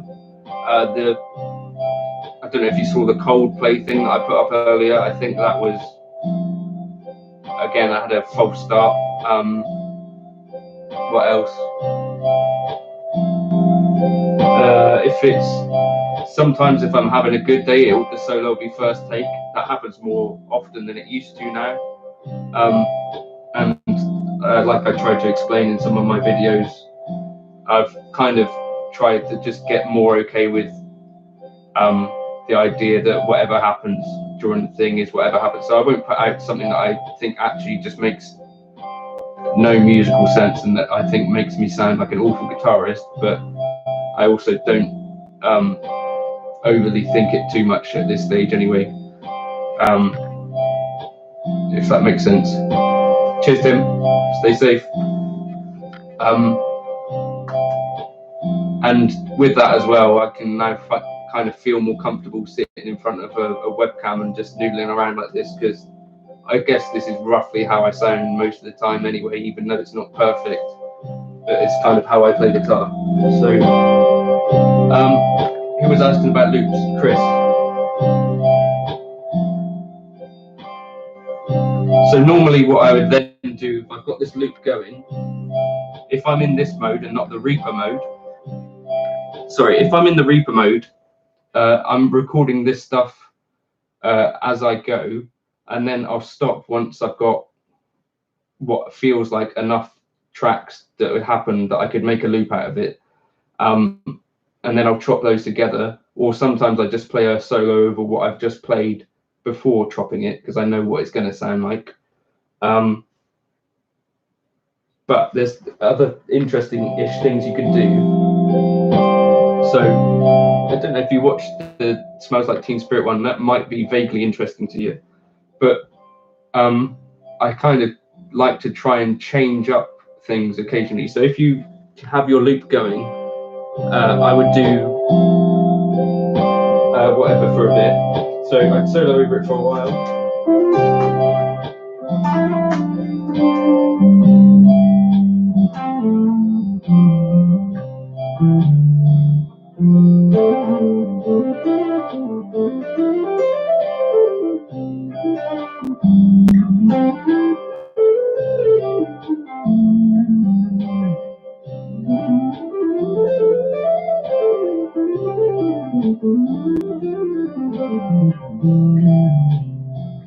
Right, so I solo for ages and play all of the notes and sound like an idiot.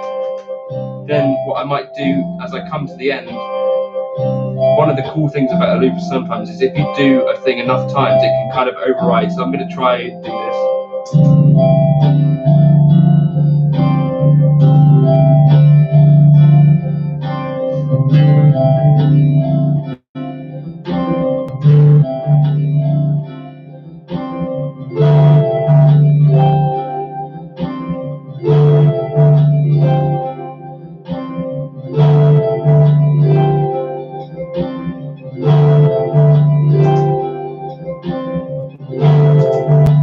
It's probably quite loud though, sorry.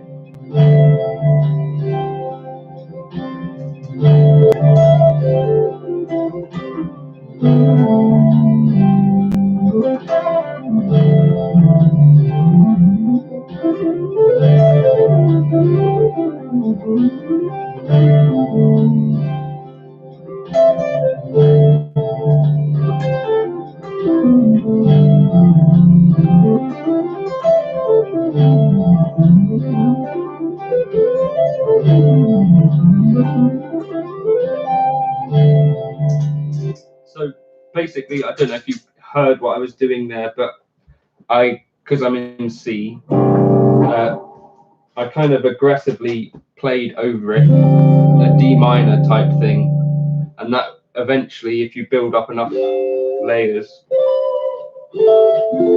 starts to override the thing. And so sometimes I might do that with a chord or to end a song. Generally, so I think I might be able to, let me try and do it again with something else.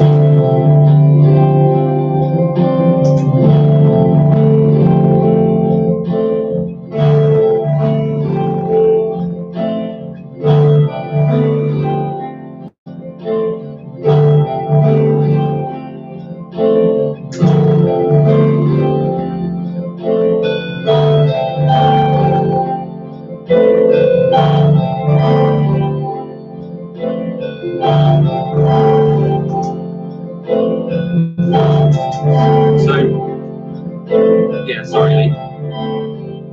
So at that point now, that kind of to me sounds like an F.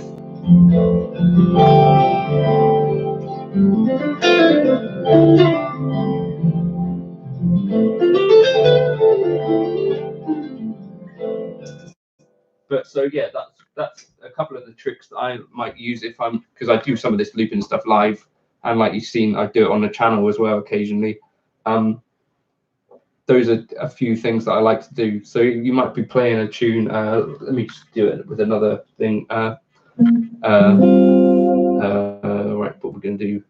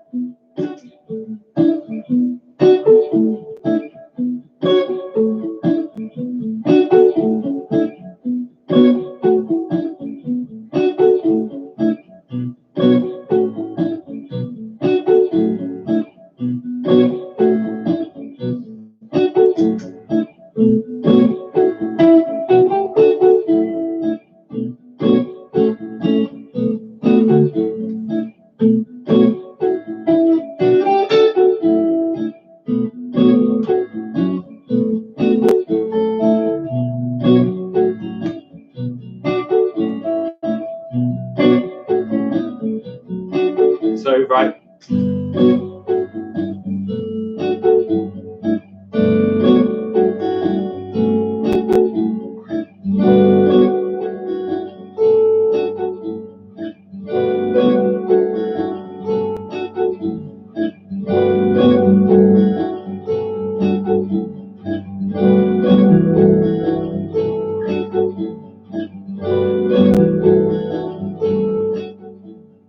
So that didn't really work so well that time. But you could kind of see the idea of what I was trying to do is to get to get that kind of, maybe that works if I held it. No, it's gone now anyway. But yeah, if you can keep, obviously those notes are quite close together, so it's kind of hard to superimpose the chord 4 over it and make it feel like that's the lowest note. But that'd be one of the things I might try. And also start with these dope kind of rhythmic things. They kind of sound cool. So 2, 3, 4.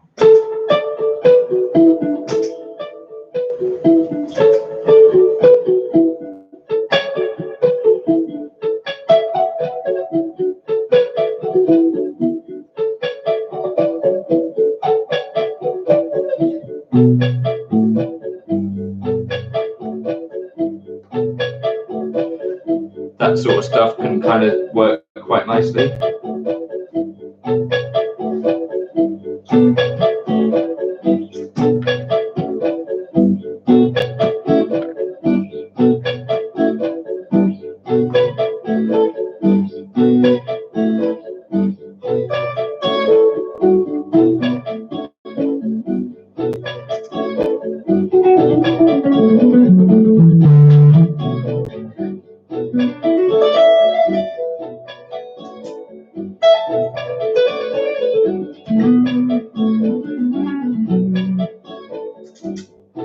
Yeah, that sort of thing.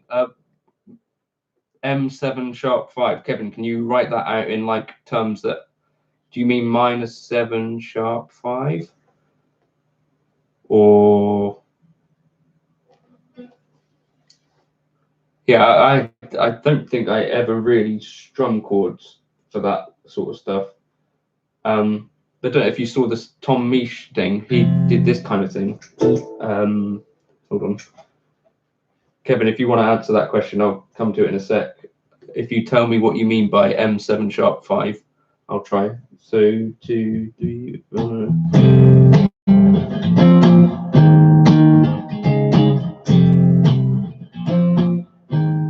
So he did this kind of cool thing.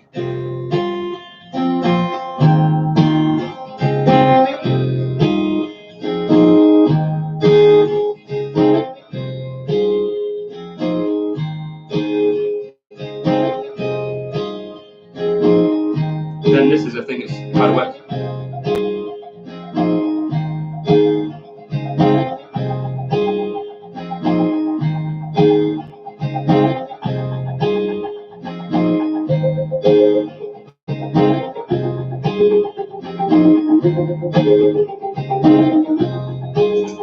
Those palm mute things, if you can get them in time, I think sounds super cool. -7 sharp 5.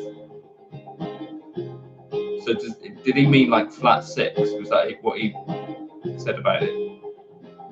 Was the right way to talk about it? What key am I in? I'm in that sort of thing.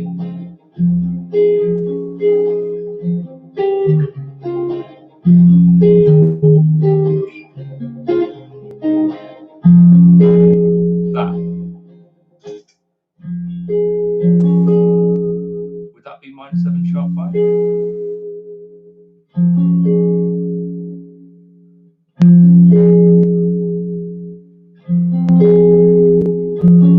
No, it wouldn't.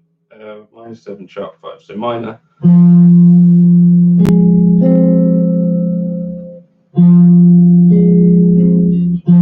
Oh yeah, it would be that.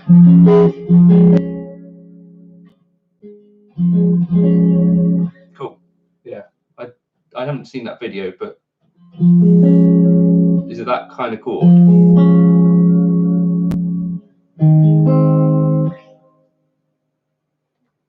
Fifth string root, then raise the ring finger. Oh, like. Okay, that.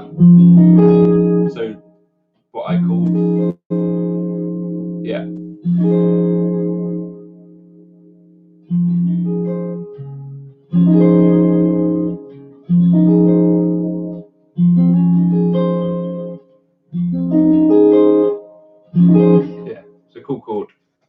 I've never really thought of it as a minor chord. I guess I'm the same as Levi in that respect. And so yeah, Chris, check this out. Let's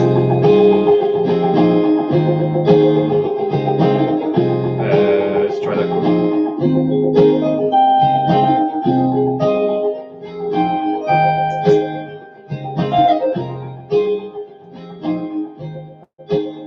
I think those little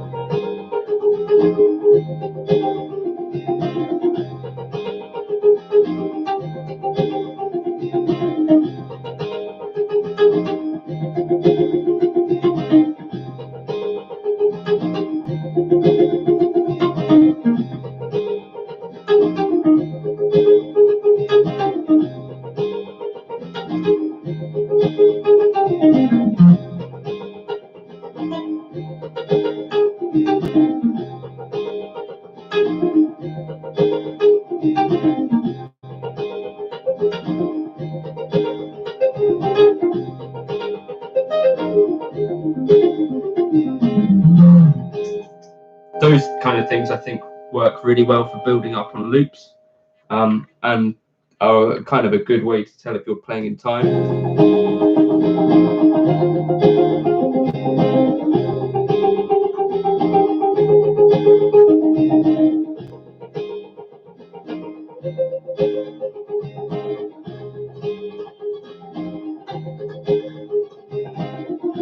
You can play like the bleed thing, can you?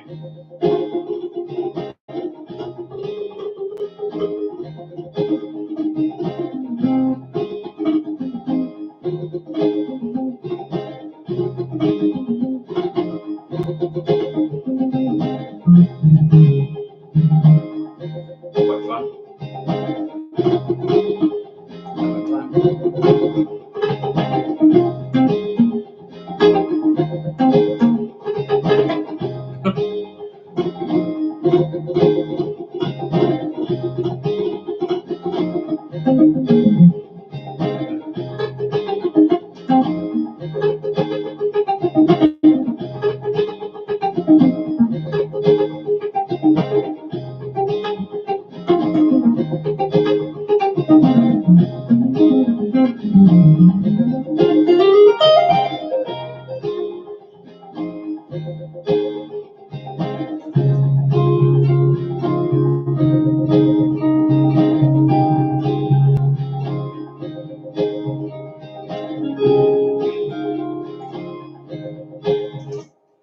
Gear I'm using right now, that was a Ditto looper. I'm using my Mezza Boogie, California Tweed, which is kind of a cool amp. I've got a J-Rocket Dude on the board, which wasn't being used right there, but it sounds like this. A J-Rocket Lenny before that.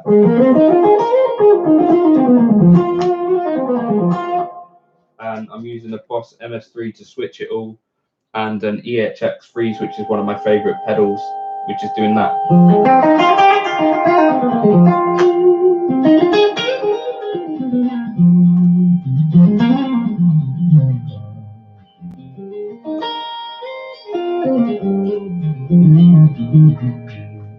That's okay, Chris. Hopefully that helps in some small way.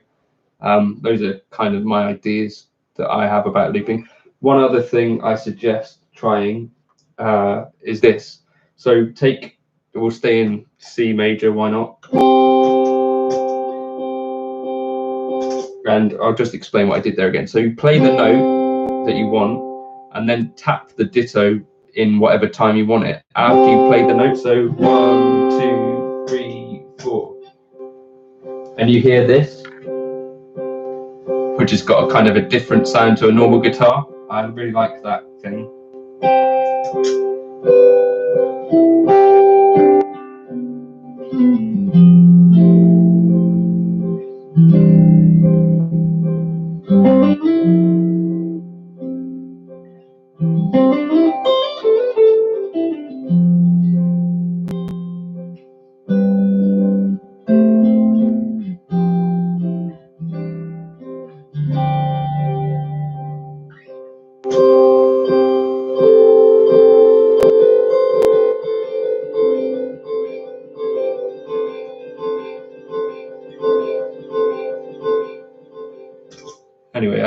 that's a kind of fun. Helix preset you have for sale. So, okay, Fish, basically what it is I have a Google folder. Your one button looper will be able to do that. All you have to do is press your thing and then press the other looper, the button, once to get start a loop and then once again to start it. And because of the way you've started and stopped it during a soft note, you get that kind of soft repeat. I think it's one of the coolest things to do with a looper, and it's kind of more inspiring than a metronome in some ways. So anyway, that PayPal link basically just sends me £3 or $2.99, and I have a Google Drive where I put all of my Helix and HX Stomp presets. I think there's like 60 or 70 in there at the moment, and the idea is that you go to it and come back to that email. Some people don't seem to have got that idea, unfortunately, and they pay more than once, but you don't need to pay more than once if you don't want. Just send me a message and I'll send you them again if you've lost the email. But I stick all of my presets into that folder, and then basically you've got access to that folder as much as you want. I don't tend to agree with the idea of selling presets for lots of money, which lots of people do. So I just say if people want to check out my stuff, they can, and that's where I drop my future presets and stuff as well. Does that answer the question? Hopefully it does. I'm probably gonna have to go in a sec, go and watch some Gotham.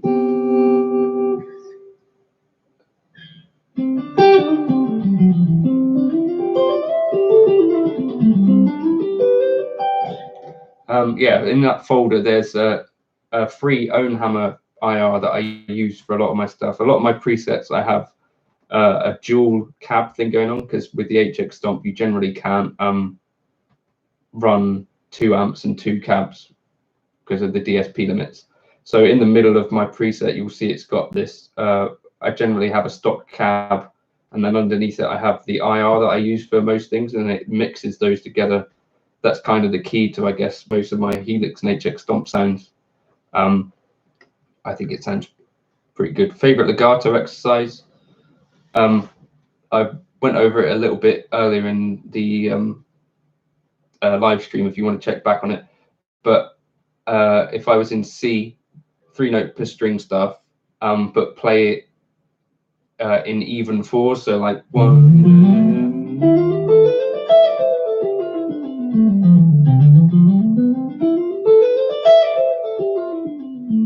1, 2, 3, sorry, 1, 2, 3, 4, 5, 6, 7, 8, 1, 2. That's hard to do and count as well. Maybe that's a good exercise. 1, 2, 3, 4, 5, 1, 2. Why am I counting 5? 1, 2, 3, 4, 1, 2, 3, 4, 1, 2, 3, 4, 1, 2, 3, 4, 1. So if you hear, I was just trying to demonstrate where that's placed across the beat, and then also change up the order. So like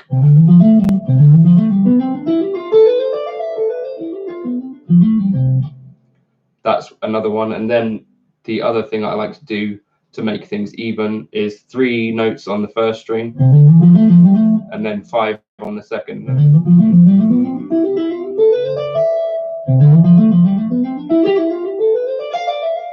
If that makes sense. That sort of pattern, which sounds less obvious. The things that I don't tend to do as much of legato wise as straight up and down sextuplet runs anymore. So I don't think you hear me do too much of this. Or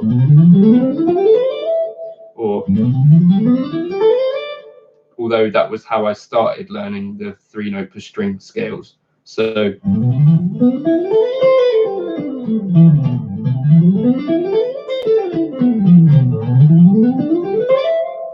that was how I started learning them.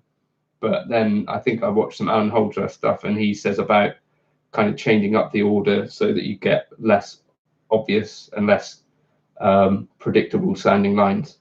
And also I think the playing things in even 4s does that same sort of idea, because you get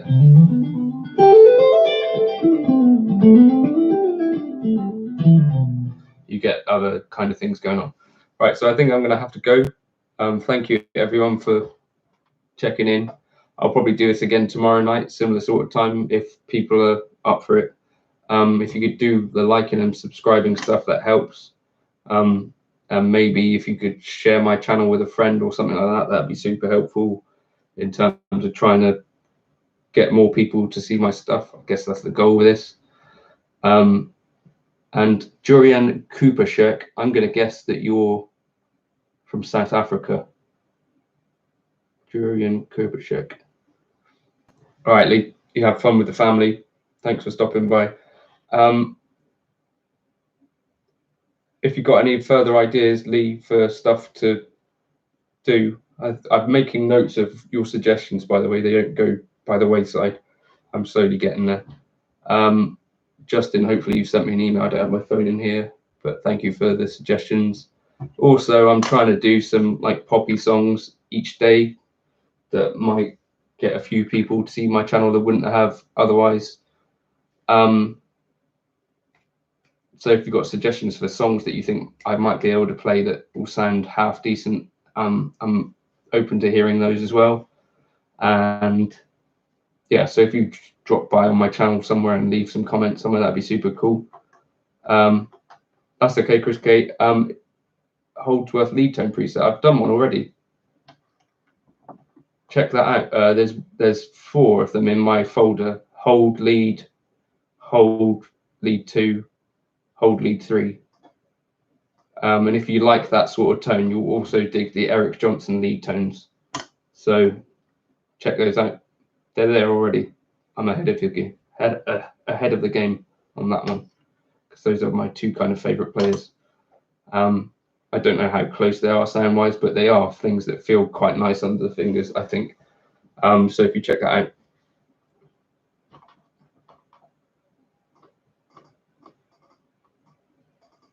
out.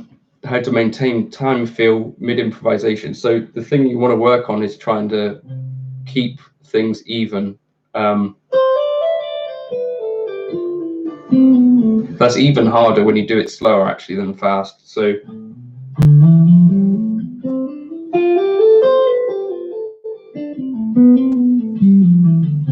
but what I would suggest you do is you get a metronome and you put it at like 40 BPM, 20 BPM.